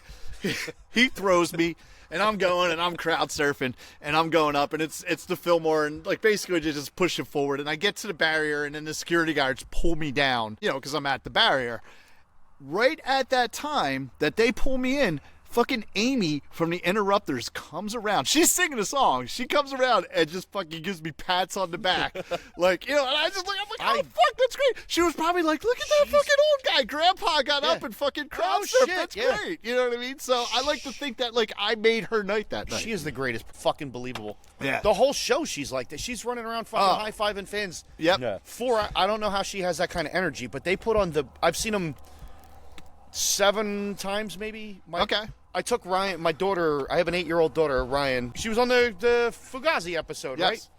She, her first big show was last summer at the Asbury Park at the Stone Pony Summer Stage. We took her to see, it was Chuck Reagan solo, then Frank Turner, and then the Interrupters, because I promised her The Interrupters next were time the I saw headliner, the, huh? Yeah. Okay. So, I promised her, I saw the Interrupters the previous summer at the Man Music Center opening for Flogging Molly, and she got mad at me when I brought her a shirt that I didn't take her. So I promised her the next time the Interrupters are in town, we'll go. Yes. So me and the redhead took her to see the show at the Summer Stage, and it was incredible. The redhead who you are not dating, so our YouTube people know that you are single and are ready to mingle. single and ready to mingle. Listen, if it'll help the podcast, I'll take one for the fucking team. I just imagine, like, Tom goes home and makes a Tinder profile, and your whole profile is just as seen on the Hipster podcast. As seen on the sir, it's the Country Hipster podcast. Actually, you know what? Let me remind you, Adam. Can we make this happen? I don't know. Do you have Tinder? Are you on Tinder? I can be. Yes. No, but okay. If you're not on there, Nobody's gonna be upset if I am. That's what I'm saying. Can you do this? Like, I want to Tom's see not what on- happens. He's I not want on you to Tinder, start but a he's on Tinder. Christian Mingle. Oh, there you go. No, I want you. Well, that one's not gonna work. I want you to start a Tinder, and I want you to put your picture and just say, as seen on the Country Hipster podcast.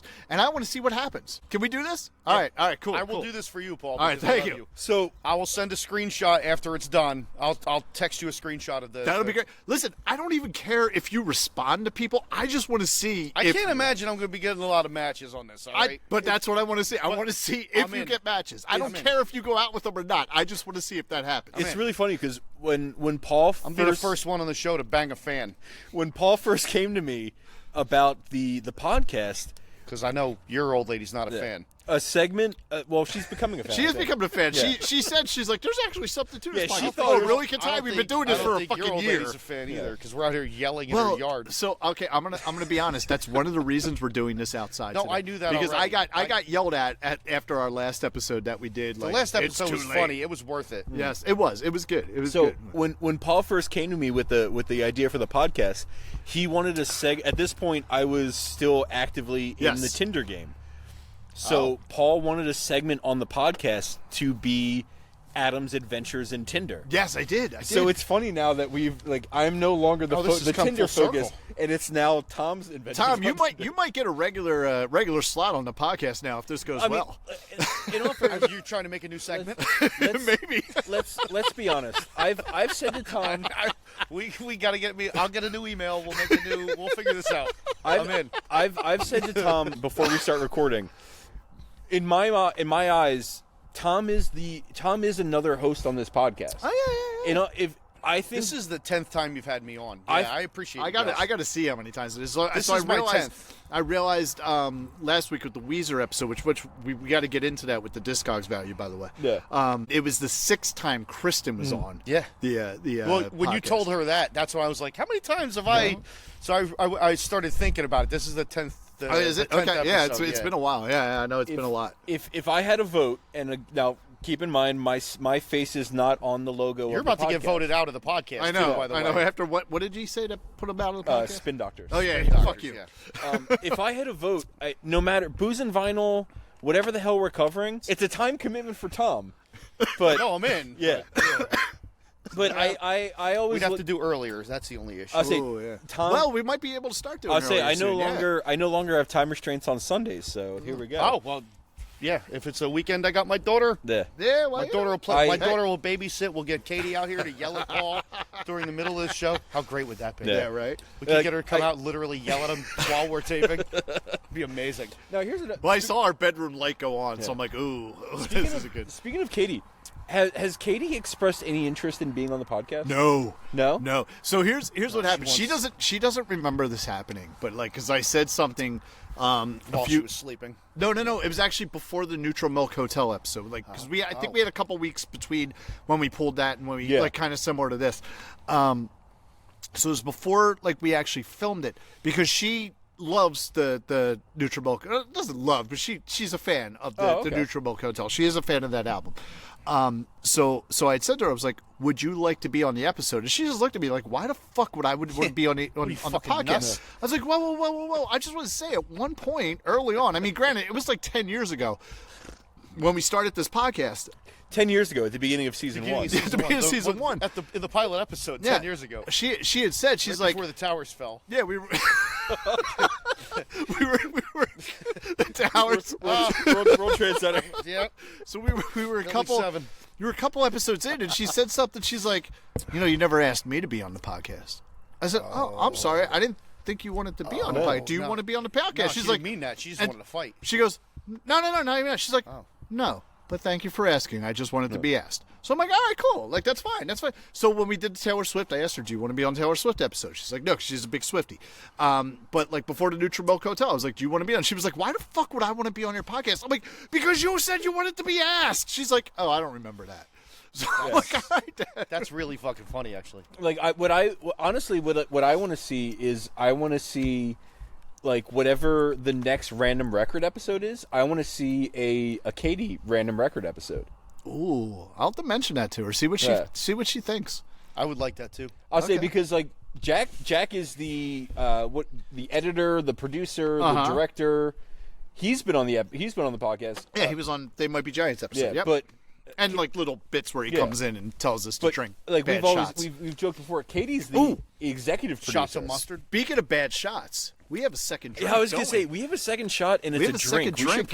And it's we have a second drink and it's a And shot. it's a shot. We should probably get to that sooner than later. Do you want to Would you explain like that one me to to get us? the book, is what you're saying? Should Yes. I pick up the book? Yeah, And, where is the book? We'll do this like we're doing a podcast? Exactly. We've been talking a lot of But smack I here. remember before I had Sunday time constraints, I would always come up to Paul's house for dinner before Yes. the podcast. Well, that's because we were doing it on Monday nights. That's true. It wasn't So, even yeah, Sundays. on It was Monday nights. On Sundays, when he would show up a day before the podcast. Yeah. I'd be like, "What are you doing?" here?" Why are you here? I used to always ask Katie, "Don't tell me what Regina thought of it. What did you think of the album?" And I haven't gotten that in a while. And like that's the thing. Like I'd like to hear. I'm gonna petition. I'm gonna start an online petition Yeah. for all of our fans out there who think Tom is attractive. Who wants to see executive producer Katie on the podcast? Well, Is it only for them, though?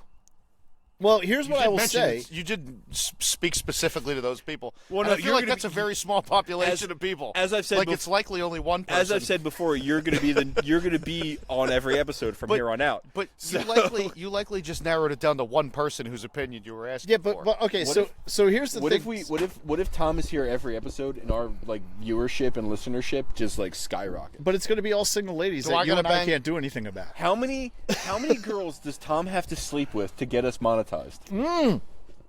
That might be the perfect segment. Tom, I are am you up? not a machine. Tom. Let me tell you something. Listen, you can be. There is a thing called Viagra. I'm 46 years old. I know.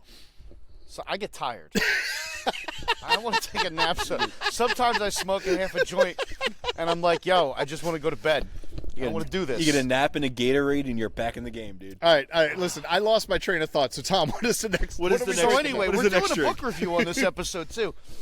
So again, drink number 2 is called The End of the World. Jesus. Right, because it has to be foreboding and dark Ooh. because it's The Clash. You're going to make a fourth one of these after we drink the 3 because I only brought 3 shot glasses out because I want to try something. It's either going to You're trying destroy to our get- fire you're gonna- or make it amazing. It's not going to do anything. I can tell you that now because I know what's in the fucking all these drinks. Oh. They're 80 proof. They don't burn. Oh, fuck it. All right, go on. Yeah. That's boring. Do you got 151 rum around here? 'Cause I'll say that'll the- burn. Actually, I probably The recipe does call for high proof rum, It but does, we're not but you using can't- high proof. I could get No, high because proof. listen, Bacardi 151 is what they mean without saying that. Yeah. It I hasn't never been brought made- my rum out. Well, who's the asshole I'm now, gonna Paul? go get the rum. I'll get the rum. Paul, you're the host of the show. You sit here. I'll go get the fucking rum. face is your likeness is on the goddamn logo. Can you get the goddamn rum? I'll go get the rum. No, I'll get it. I'll get it. Go ahead. This Talk fucking about it. guy. You All right, guys anyway. got a vamp. All right, good idea. All right. We're gonna talk So anyway. so much shit on Paul when he's So gone. much shit. Jesus, when you go to get the rum, do you have to take your pants down to your ankles? The fuck? What are you doing over there? Anyway. So the second drink is called the End of the World. And it says, do be careful not to make this the end of your night. Too many of these cocktail shots can result in your own personal Armageddon because they got to get cute. Yeah. This is just straight up rum, whiskey, and vodka It reminds me of in a shot glass. what's the Serve at room temperature. You're a master bartender. We've established. Yeah, well, you've established There's that. a I have not. I've never had it, but I know there is a drink, a shot called a Three Wise Men. Yeah. What is the Three Wise Men? So it's Jack Daniels, Jim Beam, and Johnny Walker. Okay, this reminds me of a Three Wise Men, just because it's just like let's throw a bunch of random shit into a shot. It's just three. Yeah, it's just three types of liquor. It calls for high proof rum, but Bacardi 151 hasn't been made in like fucking forever. There are really? some high. Yeah, it's been that's so most places if you've ever heard of a Dr Pepper drink or a shot. Yeah, Everybody loves that. Why do you got to take your pants down to your ankles when you pee, Paul? This whole episode is you just pulling your pants up and putting your pants down around your ankles. He has the fucking lightest colored ass you've ever seen in your life. It's doesn't like fucking printer paper. he doesn't even really have an ass. It's just a spot where He doesn't have an ass. It's Yeah. where his legs and his back meet. If he didn't wear a belt, his fucking pants would just fall off constantly because he has literally no ass to hold him up. Paul's like a piece of wood. He's flat as a board and he's at a nail. And easy to nail. I like that. Definitely easy to nail. He screams as like a Ken doll. Like a Ken doll. Yeah. Without the abs. A six pack. It's a fucking keg. Underneath that beer gut is rock hard abs. Solid 12-pack fucking cum gutters. You fucking got dick. it. Anyway, rum, whiskey, and vodka in a glass. Here goes. This is going to be fun. Listen, I'm going to chill him because I'm a punk bitch. Yes. Okay. I know you two are punk bitches, too. So Yes. no big deal. Yeah, I'm keeping my pants on while I'm doing it because you fucking weirdos made me uncomfortable. Now, this is a thing that Paul and Tom might not recognize because they're older than I am. But doing this podcast by the fire, do you guys remember? I don't know.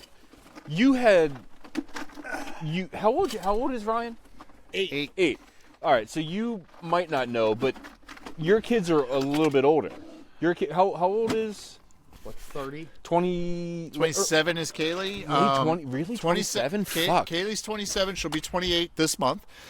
Jack is 24, and Ethan is 22. So you might remember. This gives me very much "Are You Afraid of the Dark" vibes. Oh yeah, I remember. Do you remember, Tom? Do you know "Are You Afraid of the Dark"? Yeah, I'm a little too old for it, but I remember it. Yeah. It was on Nickelodeon. Yes. So funny thing actually. Katie and I were watching that Quiet on the Set. Oh yeah, I documentary haven't on watched it ID. yet, but Kataya's watched it and she was like livid about Nickelodeon now.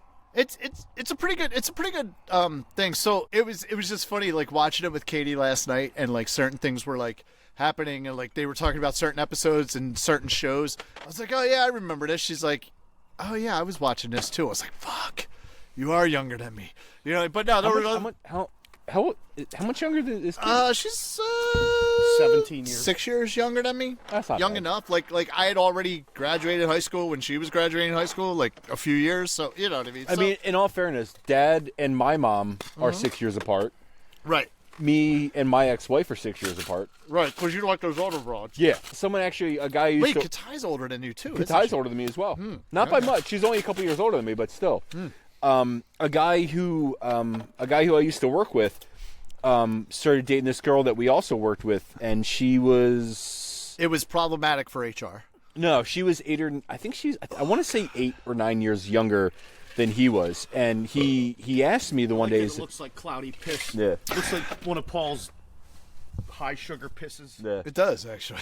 A buddy of mine asked me about that the one day, like what's your opinion on the age gap? And I've always been of the type because I've always been, I've always the only person I've dated younger than me was younger than me by like 2 weeks. Okay.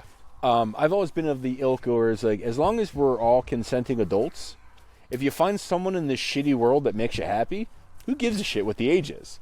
I got to disagree with you. I have a rule. Now, granted, the rule doesn't matter now. Half your age plus 7? No, not even that. Not even that. So before, like when I knew I was going to be single again, and before Katie and I started dating, I was like, how young would I go? I've also had that conversation with myself while setting my Tinder parameters. Yes. Okay. There you go. I've never actually set Tinder or anything. Back in the day, I was on like OkCupid, but I was, I was like a whole different thing. So but I did set a rule for myself, and that rule was you cannot be younger than my oldest child. Fair. So it was like, Date no 8-year-old. So by your ruling, you're not allowed to date Megan from the Goo Goo Dolls episode. Well, no, absolutely not. You know what I mean? Like, there's multiple reasons I wouldn't, because it's like we're colleagues in music and stuff like, you know what I mean? So like, besides Plus, that, I guarantee you, that wouldn't be an option anyways. yeah, Take it easy. Well, there you go. Yeah, it made it real easy. But like, oh god, what are we drinking here? By the way, The end of the world. The end of the Okay. This is a world. big It's shot the too. You didn't get 1 ounce shot glasses. You got fucking ounce and a half shot yeah, glasses. I know. All right, we doing this whole thing because we're not bitches. Yeah. Yes, we can. It's a shot. You got to throw it back I think like I a saw shot. modest. By the way, you might see me puke, but here we go. Yeah. You're gonna puke in the fire. Ooh. Might. Ooh, actually, It wasn't terrible. no. Paul's a bitch. We've been saying. All right, goddamn. I'm back in your camp, Adam. We're gonna just me and you now. God damn it, Paul! When you puke, why do you gonna take your pants down to your ankles?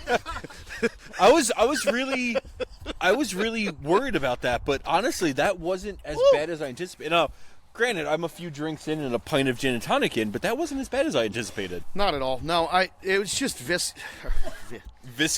whiskey. No, it's whiskey, vodka, and rum.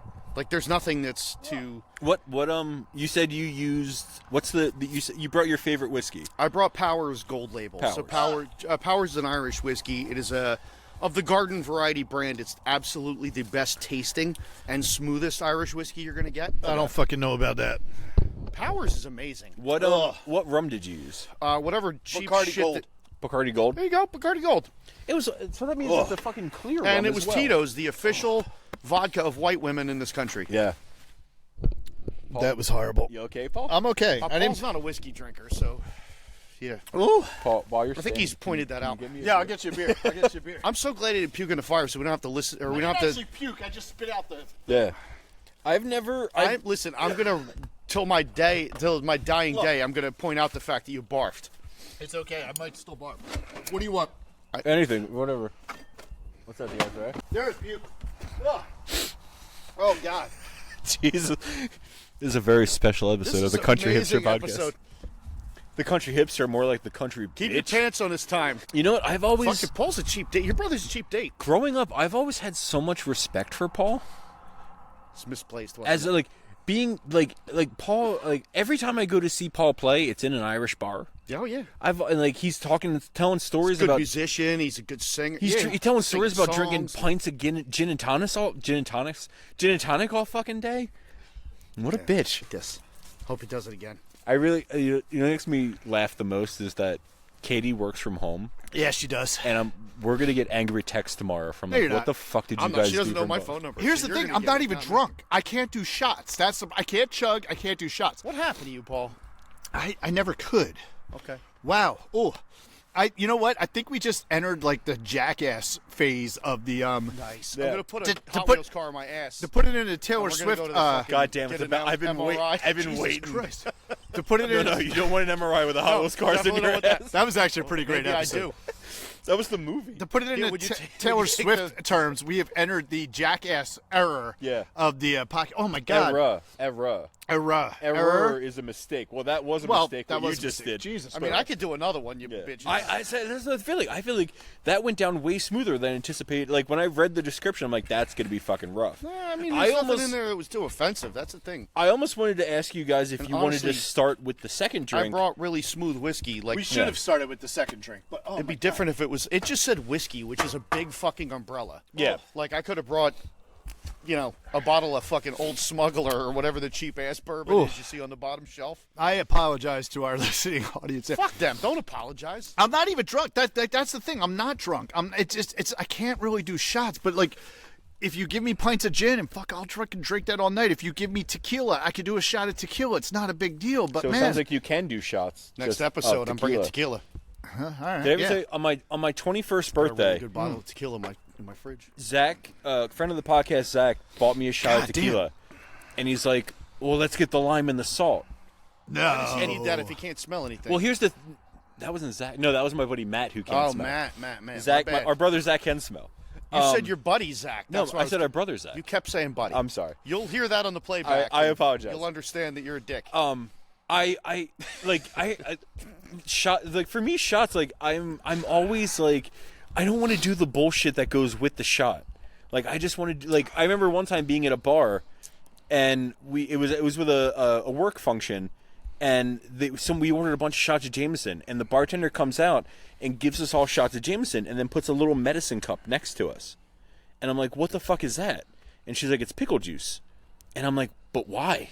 She's calling you bitches. And she's like, "Oh, you do the pickle She's juice like, yo, afterwards. It takes away the bite of the Jameson." She saw that you're white people, and Yeah. she's like, white people love picklebacks. And Here I'm like, "What do you?" I'm like, "I drink Jameson because I like the bite." She's like, "Well, just don't do the pickle juice." I'm like, "I apologize because it sounds like I'm being a dick. I'm just very confused about what you're handing me." Picklebacks aren't bad. No. I've never been that person though. Like I'll always like, I'll take a shot like as it's as the I good Lord have intended. to prove that I am a manly man. Yes. And that's the thing. Oof. That was like I think that's why Paul takes his pants down to his ankles when he It pees. is. Because Oh my he's God. proven it's like he's showing his dominance. That was not okay. That was I not liked- okay. I think he marked his territory by barfing everywhere. I like that. Can I ask you another bartending question, Tom? Sure. Now you said this isn't a. You said this is bigger than a normal shot. Normal shot glass. Yeah, is an it's a ounce. That's double. way bigger than an ounce. Yeah, no, That's, I I'm know gonna call that. that an ounce and a half, and I don't have a jigger with me to measure it. Oh, see, what's, can't say that I would- word. that yeah, you can't. That's their word. He hasn't been canceled yet. Jay-Z has not been canceled yet. I was going to ask you what the little pory spouty thing you put on liquor bottles is. They call that a pourer, actually. The little metal thing. Yeah. Oh, I thought that was a jigger. No, Nope. that's the That's little a pourer. you've seen me use a jigger before. The That's when little you measure the little it's- cone shaped thing. Yeah. Oh, okay. Yeah, they're different sizes, different. So the ones I have, the one I carry in my little handy dandy bag has the longer one has an ounce and a half and a 2 ounce measure. By and the way, are you other missing one- that from your bag? I think it's in my Yeah, house. I Okay. left it there. Yeah, all right. I have another one. It's not a big deal. Like when something goes missing out of the bag, it just gets replaced because I have parts for the bag. All right. There you go. Now my question is, I used to watch a lot of Bar Rescue, and they were talking about with the little pourer thing, you can count. Yeah. Like Yeah. you can count. Yeah, how- any bar. Paul hasn't bartended in 20 But years. I I think bet the three. you if you put a pourer in a regular 750 milliliter bottle, Paul could pour an ounce and a half shot by counting in his head, blindfolded. What's the count? It's a quick 7. Yeah. For me for an ounce. But hold on. The bar I work at, when we sell a whiskey, we don't do shots. When we sell a whiskey, it is priced and measured at 1.5 ounces. I can do that. Like, we get into it all the time at the bar. Like, I can pour them by sight because I know what an ounce and a half looks like. Yep. Because I poured it 10 million fucking times. Yeah.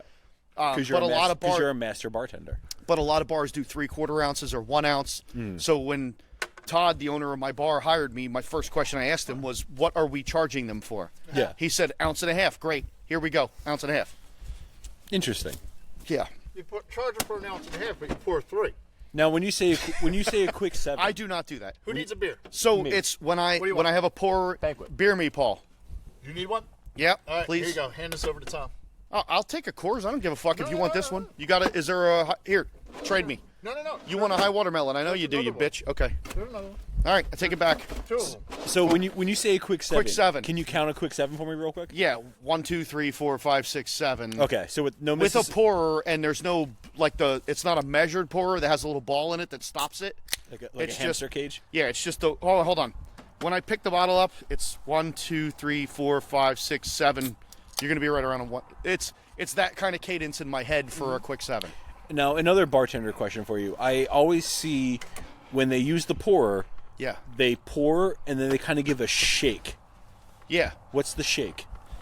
That's the fucking. I'm on your side here. Listen, when you do That's when the you pour- piss, the pour when you is what you piss, paid you give a for. little Okay. shake at The the pour end. is what you paid for. You give them the little fucking touch. I wasn't sure. Like because I like you. In my mind, the shake was like like you said, how some shakers have the little ball thing like a hamster Some cage. pourers have a little ball in there, like the hamster water bottle. There's Yeah. 2 of them, and what it does is, when you turn it over, they meet and then they stop the liquor from coming out, and they're meant to, when they're brand new, they're meant to measure a certain amount. You could buy different ones, so it's 3/4 of an ounce, Okay. whatever.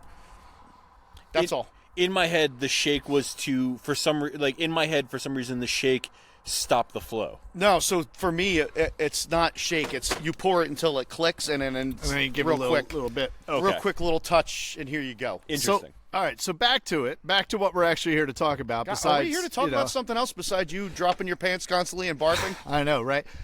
So Tom, any Wait, no. Fuck Tom's opinion. There's an opinion there's an opinion that matters more than Tom's. Well, that's what I was getting to. I was going to say if you guys had anything else to No, say. no. Oh, okay. No. Why are you worried about what I think? Don't worry I about am irrelevant when we're comparing me to this the sweet baby angel. sweet baby angel. who's 16 months old now and still doesn't want to fucking walk. Can I tell you how She'll frustrating fucking that walk is? when she's ready. Well, that's the thing, and she will, bitch. but she just doesn't want to. She knows Okay, she has good. all the skills there. She Hey, just good doesn't for want her. to do it. So She'll here's- walk when she's damn good and ready. That's also the thing with She's gonna live to be 130. She's got a lot of years walking. Exactly. She's fine. That's also the thing with kids. Girls will do their fine motor skills faster.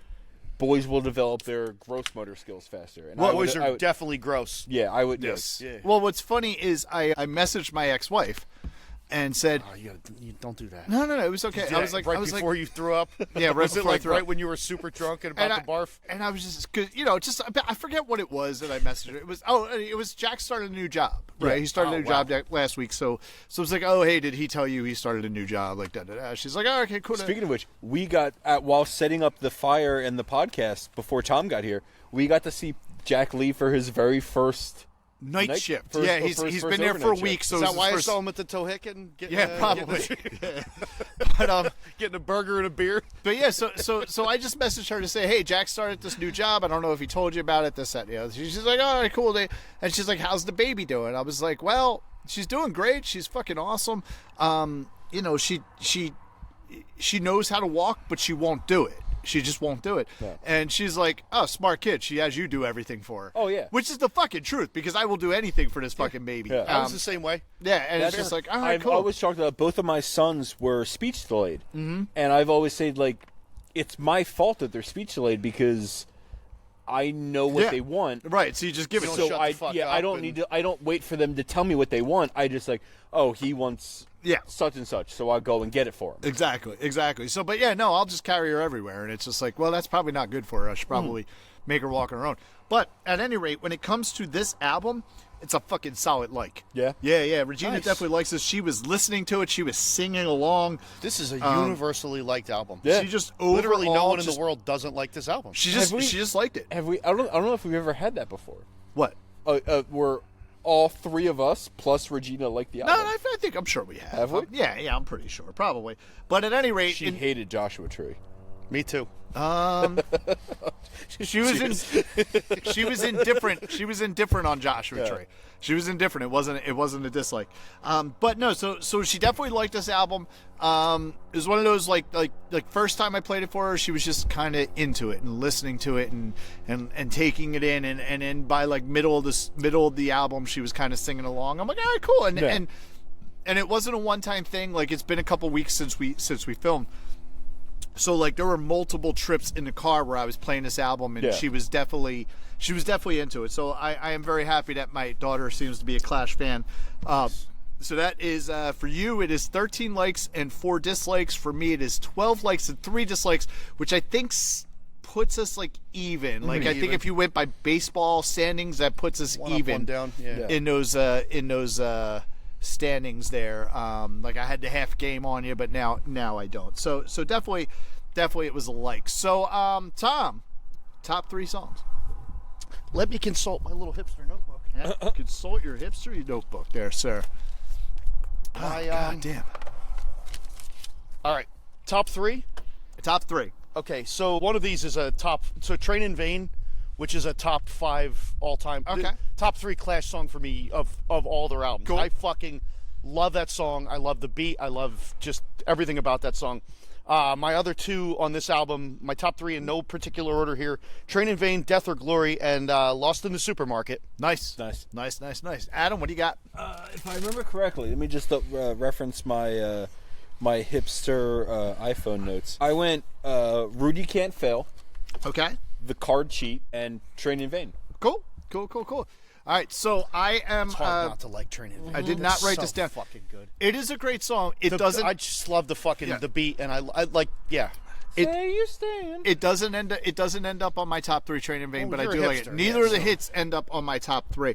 When you say neither of the hits, that would indicate there are 2 hits. London Now, Calling and Train to Vain. Real quick, Train in before- Vain, but you don't think like Death or Glory was a hit? Before you keep No, not like in the- before you keep going. Okay. The singles listed on Wikipedia for this album: London Calling, The Clampdown, and Train in Vain. Right.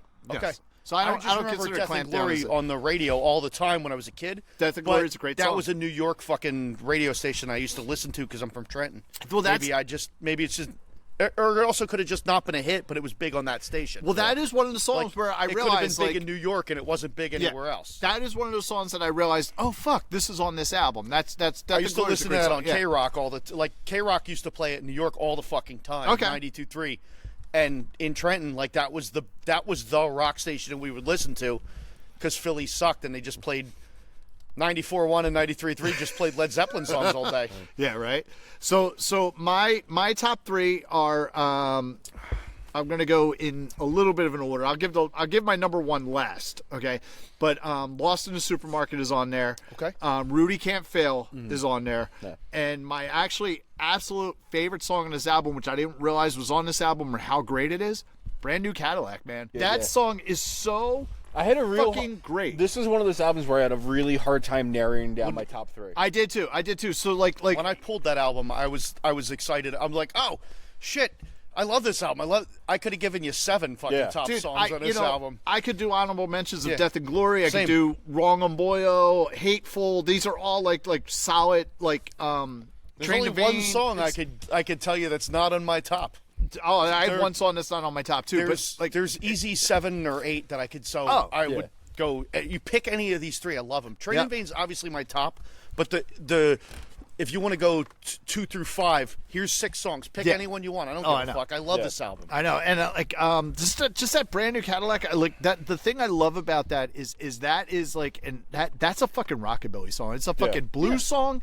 It's a rockabilly song. It's a There's fucking reggae punk rock songs song. on this album. There's they got everything, and that's Yeah, no, but I think definitely they Brand New don't- none of Cadillac's my the favorite. Shit sounds inauthentic when they do it, which Yeah. I love about that. Uh-huh. I love that it's not like you hear some white guy making a reggae song and you're like, oh god Yeah. damn it, here we go again. Like Informer, Informer. Well, he was Dubba, Canadian, dubba, they don't dubba, dubba, count. dubba. Well, it's okay. We That- can but I'm count saying for they whatever. don't count. That was a Canadian guy. They're always suspect. Yeah, Canadians are suspect.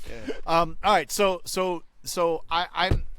I have, just knowing you guys, I have an idea of what your least favorite is. Okay. And I got my list right here. So I if you think can guess it. I think we're going to be in agreement. I'm just kind of curious. So Tom, Let's see. what's your least favorite? Oh, I thought you were going to guess it. No, I'm not guessing it. I just what is it? My least. Do you have yours written down? Oh, I know what it is. I don't have it written down. I know what it is. It's gonna be whatever I say it is. You punk bitch. No. My least favorite is Jimmy Jazz. Okay, Adam. My least favorite is a toss-up. Lovers Rock, Revolution Rock. You know, get the fuck out of it. We're voting you him off. fucking crazy? We're voting him off the podcast. Revolution Rock because is amazing. The worst song on this album is Jimmy Jazz.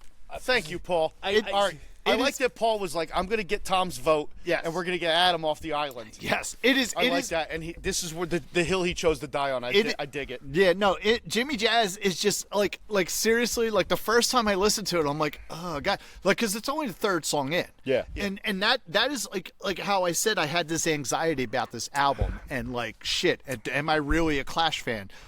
And like I heard London Calling, 3 songs, and I like, heard Brand man, New can I Cadillac. do I'm like, this? yes, okay, cool. Then I heard Jimmy Jazz. I'm like, oh fuck. no, this is going to expose me as not a Clash fan.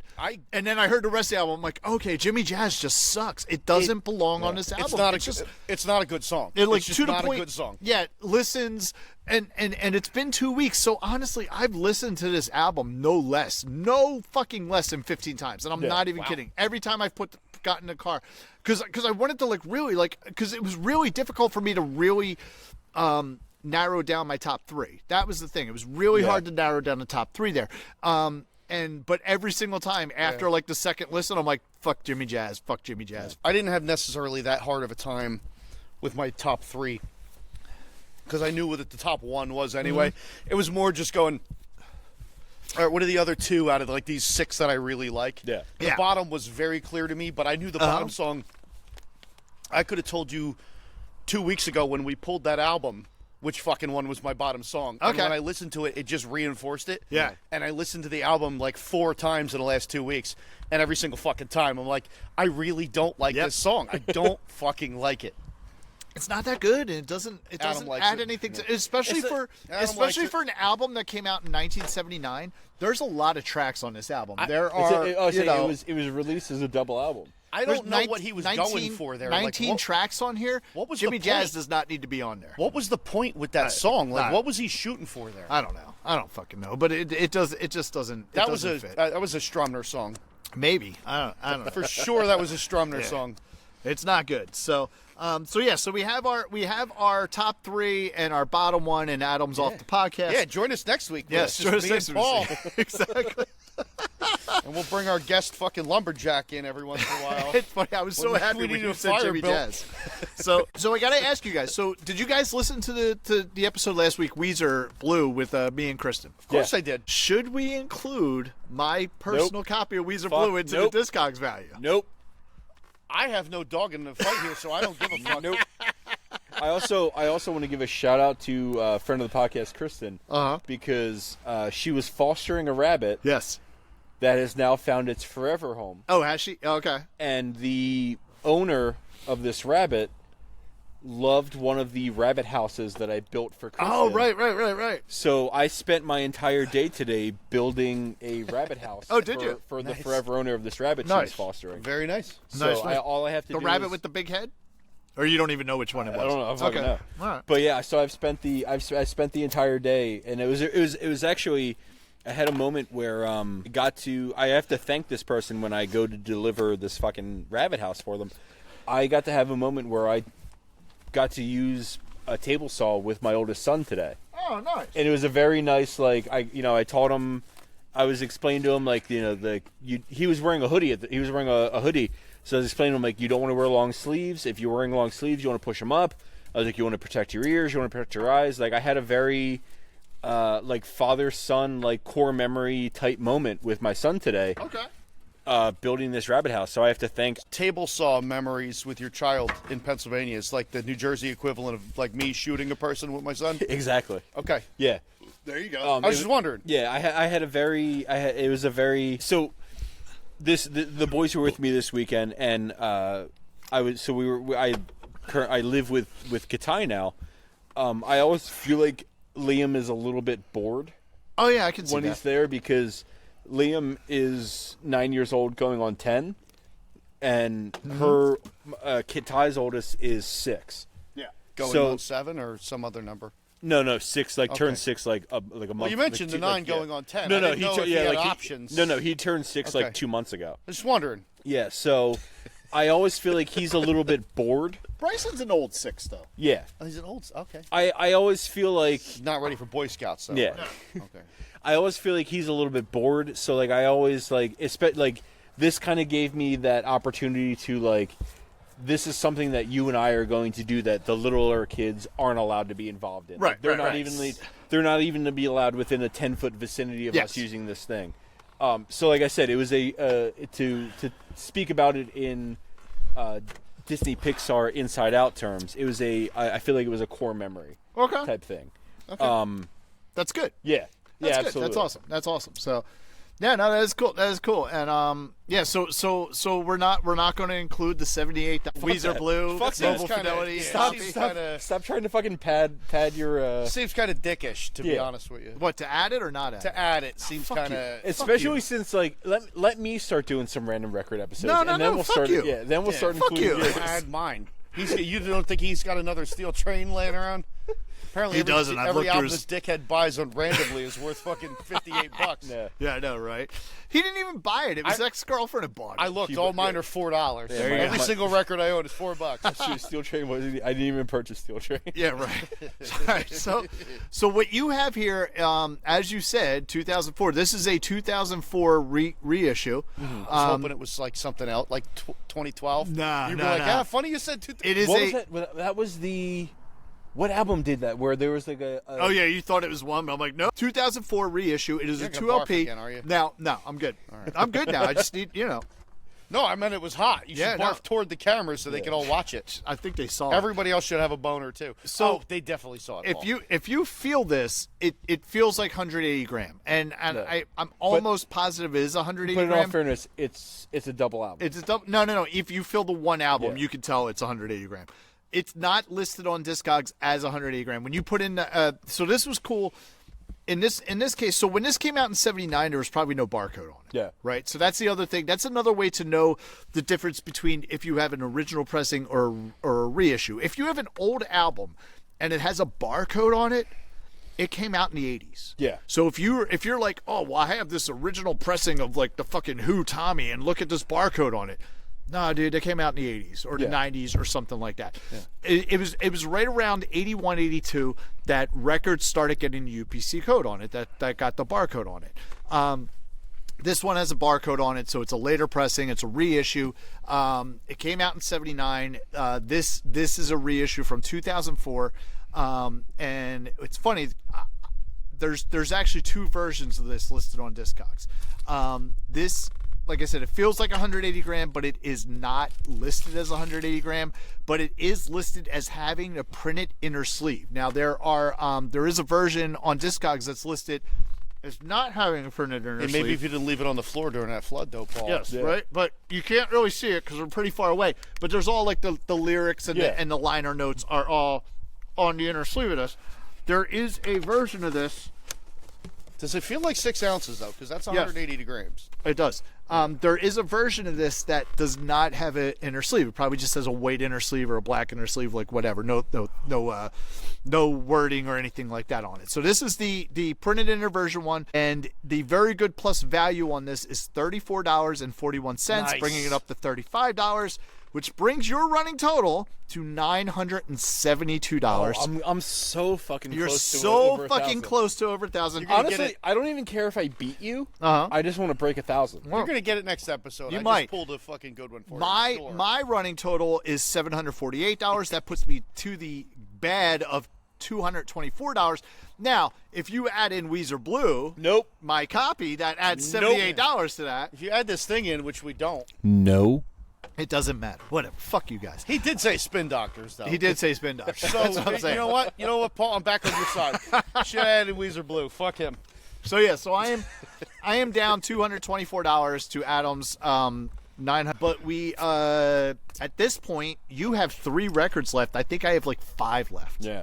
Now, because we're outside, I didn't want to bring everything outside to here to. You want to bring Michael film. Stripe and his giant wang We did out not. here. We did Yeah, not his bring Michael Magnum Stripe and his dong. giant wang out here. So there is no box of Mike. But prior to filming, I had Tom pull, and you can't really see it again because we're so far away. I had Tom pull next week's episode. I It pulled has it already. not been opened, so I'm Tom going to pulls open it out. up here. I pulled it. Tom pulls out. Did not pull my pants down to my ankles though. While I was Commenter on peeing. YouTube. Tom pulls out. While Yes. I was pissing in that forsythia, I kept my pants up. There you go. This is envelope 27. All right, so I here we did go. see that. So he's being honest. I saw that when I was inside. Paul's All right. not up to some shenanigans where Weezer I'm Blue not. comes out of there. I was actually just thinking, like 20 How minutes great ago. would it be if he pulls the card out and it's Weezer Blue? Oh, look, it's Weezer Blue. Nice. No, I was just thinking, like you talked about Tom pulling the random record before we started recording, so we didn't have to bring the box out here.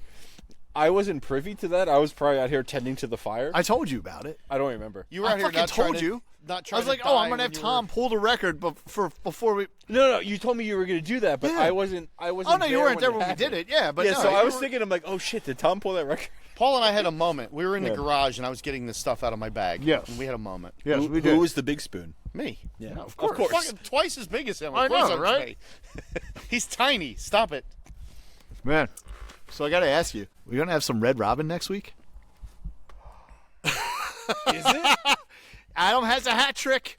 Adam has a hat trick. It is Adele 21. This is one of Adam's picks. such a Adele great album. 21. Yeah, good album. So It's going to be. I don't know if so.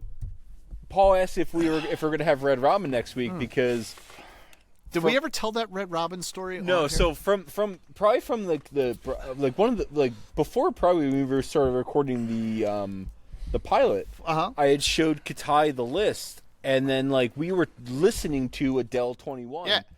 And she said that she wanted to be on this episode. Okay. But it's going to be tough because I don't know if we're going to be able to find someone to watch our kids. Well, we'll have to see what's I'll up. watch the kids. But I'm going to take them to a So- knife fight, though. so the That's okay. That's all right. so the one time Paul was playing, what was the hotel you were playing at? I was playing. Well, I wasn't. Well, okay. So I was playing at Con Murphy's, which is located in the Westin Hotel at 17th and the Parkway in Philadelphia. So we're driving from Paul's house to his show, and we're driving down 611, and we pass a Red Robin. Yes, this is great. And my girlfriend goes, Fucking Delco. my girlfriend goes, oh, there's a Red Robin. Those actually exist? And Paul and I both stop and look at her like, what the fuck are you talking about? Yeah. Apparently, Red Robins don't exist in Delco, where my girlfriend lives. Which I did Google it. There are no Red Robins in Delco. There's one in fucking Conshohocken, which is close to It's not Delco, but far, it's but not. yeah. It's technically Monco, but it. Here's the thing with fucking Delco people. Delco people are very similar. Not all of them, but they're very similar to Doylestown people. If you're a person who lives in Doylestown, you don't leave fucking Doylestown. Yeah. You don't. You everything is in Doylestown, and you don't leave Doylestown. Delco people are not that much off, except that they're dirty. That's the difference. That is true. That's the difference. You have 100% you have accurate. Doylestown people who are stuck up and don't leave Doylestown, and then you have Delco people who basically aren't that far off from like poor white trash, except that they're in Delco, and they never leave Delco. That's the difference. That's it. So up until driving to Paul's show, my girlfriend didn't know that she said she's always seen commercials, Yeah. but never saw one. So Well, that's the thing. I've never seen a Carl Jr.'s, but I'm pretty sure it fucking exists. Do you know what I mean? So let me tell you. So ever since we drove past that Red Robin. I have said to Katai that I will bring her to a Red Robin, and every time the plan is to go to a Red Robin, You do something else. something always Yeah. changes. All right. So here's the deal. You have 7 days at this point. Find a fucking sitter for next Yeah. Sunday, because we are going to film this fucking episode at Red Robin. Yeah. I owe you guys a slight apology. I was dicking around on my phone because I was frantically searching to see which album the Adele song was on. She did a cover of a Bob Dylan song. Okay. It was on 19, not 20. So Oh. we're good. Which That Bob Dylan bitch. song? My wedding song. And I Wait, wanted no, to hear your that wedding 'cause it song was not wasn't from Adele. It was. I thought it was. The Adele version was your wedding song? My official wedding song was picked by my ex-wife. Did you have 2 weddings? No, you were at my wedding. Your band played at my wedding. I know, and we played So we played a specific song that I haven't played again because that was your wedding song. You guys used That's to, weird. you know what I loved Because is Paul, when we would Paul go see you technically guys played play. at my wedding. We would go see you guys play. You guys would play our song, and you would never remember the lyrics. It was amazing. Well, no, that's amazing because I never remember any I know lyrics. that, but Joe would just bust into the song, and you would Yeah. start singing. That was, to me, that was always my official wedding song. It was a Saw Doctor song. Yes. Right. Yes. So I don't play that song anymore because you're divorced now. I don't play song- it at all. It's a great. You should play the song. You guys were so good at that. That Joe fucking nails it. Oh, I There's know, no I fiddle know. in that song. Joe plays the accordion Oh, he's fucking amazing. with his fiddle. Yeah, he's amazing. You guys are so good with that song. But anyway, it was the "Make You Feel My Love" by Bob Dylan was the song that my ex-wife picked out. The Adele version of the Bob Dylan song. Was I that drunk at your wedding? I don't remember that happening. Possibly. Oh I my was that God. drunk at my wedding. Jesus Christ! No, I remember playing because we played and we played for- your song and you guys danced. You guys and- were amazing. Yes. Wow. No, I had asked you guys at some point prior to our wedding you guys were asking for requests, and I had asked you to play "Never Mind the Strangers" by the Saw Doctors, which is my all-time favorite Irish song. I love the Saw Doctors. I love that. That's my favorite song by them. And you guys, the first time you guys played it for us was at our wedding. Okay. And I thought that was super fucking cool. And then every time the two of us would see you guys anywhere, you would play that song. And I loved that. But that wasn't the song that my wife had picked because she wasn't involved in that fucking decision making. She told me that was your song. I swear to God. Yeah, she now told I me know a why lot you of guys things, are too. divorced. Yeah, exactly. Yeah. Fucking Believe God me, she damn told it. me a lot of things that were not true. Also, I think it's so whatever. I think it's really interesting that Paul has played at 2 weddings that we're aware of that have ended in divorce. So okay, so here is my wedding record. I am. He didn't officiate my wedding. Though. I did not. I am. He did though while he was playing. Take his pants down to his ankles. Did I?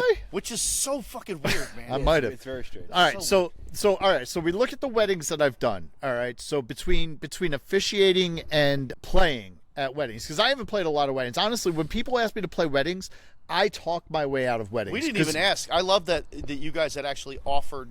You were like, "Yo, man, you're my friend. I will here as our gift to you. Hey. The band will show up and play the cocktail hour." Do you know how much cash that saved me? It was perfect. I know exactly. I don't know what it saved you. I just know that like you guys showing up and playing was fucking I just told the amazing. band like, "Yo, we got to do this, so I don't have to give them a gift because I have no money." I don't know. I thought it was fucking It worked amazing. out. So okay, so People that were at our wedding universally agreed that it was badass. it was a good People time. were playing wiffle ball, and we had an Irish band. Like, Yep. How much better does it get So- in a barbecue place? Yeah, so I will generally talk my way out of weddings because here's the problem with weddings. My fear of weddings is that because I'm very limited in what I can do, not only solo but as the whole band, I'm very limited in what I can do. My fear is that I'm going to ruin the wedding. That because fair. I'm limited. You know what I mean? Can I tell you something that's Yes. funny? When I was in my Tinder days, what I used to say to girls was, "What's your second favorite bar?" Okay. And I would say, "Let me take you to your second favorite bar." And they would say, "Why?" And I would say, "Just in case it was a shitty date, I didn't ruin your favorite bar for you." There you go. How'd that work out for you? I mean, I've been dating a girl I met on Tinder for 2 years now. Well, there you go. But all right, So I'm so gonna have to put that in the country hipster. yeah, you're gonna have profile, to do that. Yeah. God so, damn it.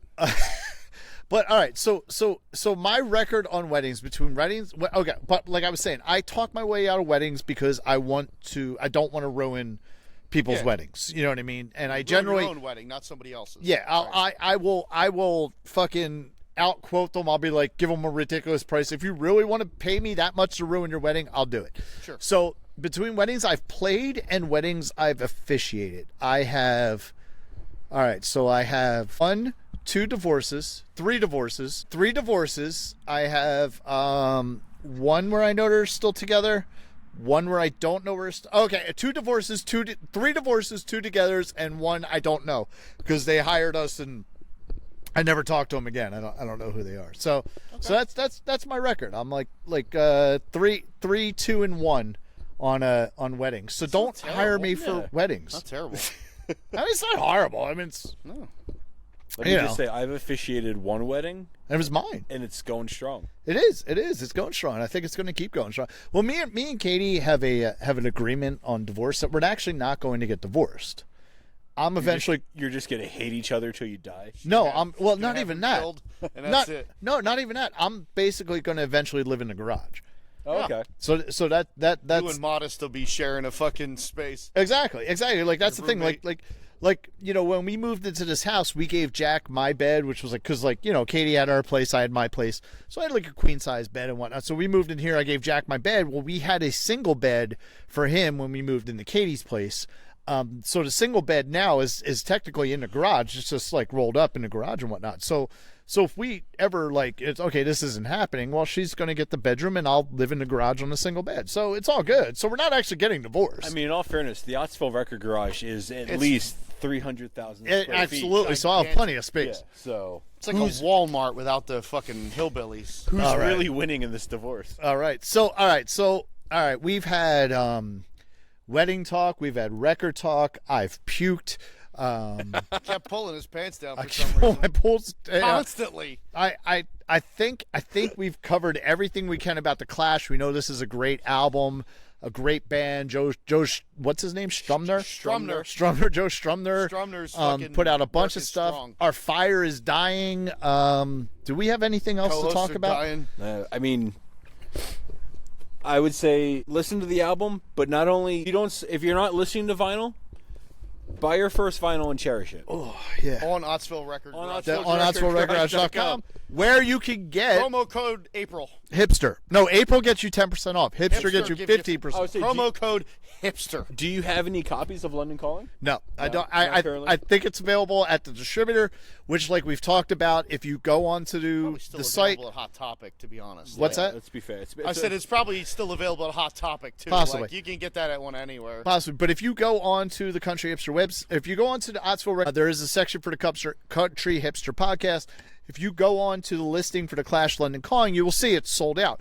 But there is up to the top and to the right is a rectangle that says notify me when back in stock. If you click on that, put in your email address, I will get a message that says someone wants to know when this is back in stock. So you know what I'm going to do? I'm going to go and fucking order it from the distributor and get it in within a couple days. Yeah. And when I get it in, you will get an email that says, hey, this just came back in stock. So go there and order shit even if we don't have it. Exactly. Go get it. It's like pre-ordering something without having to put the money out to do it. Yeah. It's just saying, hey, I want this, and I'll get it in. And here's the thing. If I get it in and you're like, hey, I actually don't have the money to do it right now, no big fucking deal. You know where it goes? It goes into stock. That's where it goes, and then maybe somebody else buys it. I don't know. Maybe they do, maybe they don't. They need to buy a record from Exactly, you. That's all. exactly. And then So- come and see me at the Nog, and I'll give you a special treat. There you go. There you go. So Smack you in the mouth twice. Because I like you. all right. So do we have anything That's a else? Jerky Boys reference. I by the really way, sorry. got to piss. That's all I got. Go I got. piss in that fucking treat. I'm Just going keep to. your I'm pants going up to. this Are we time, done? you Are we scumbag. done? I'm done. Listen to the Are album. you done? Buy vinyl. There you Yeah, go. Love you guys. All right. Thank you. It's time to move on.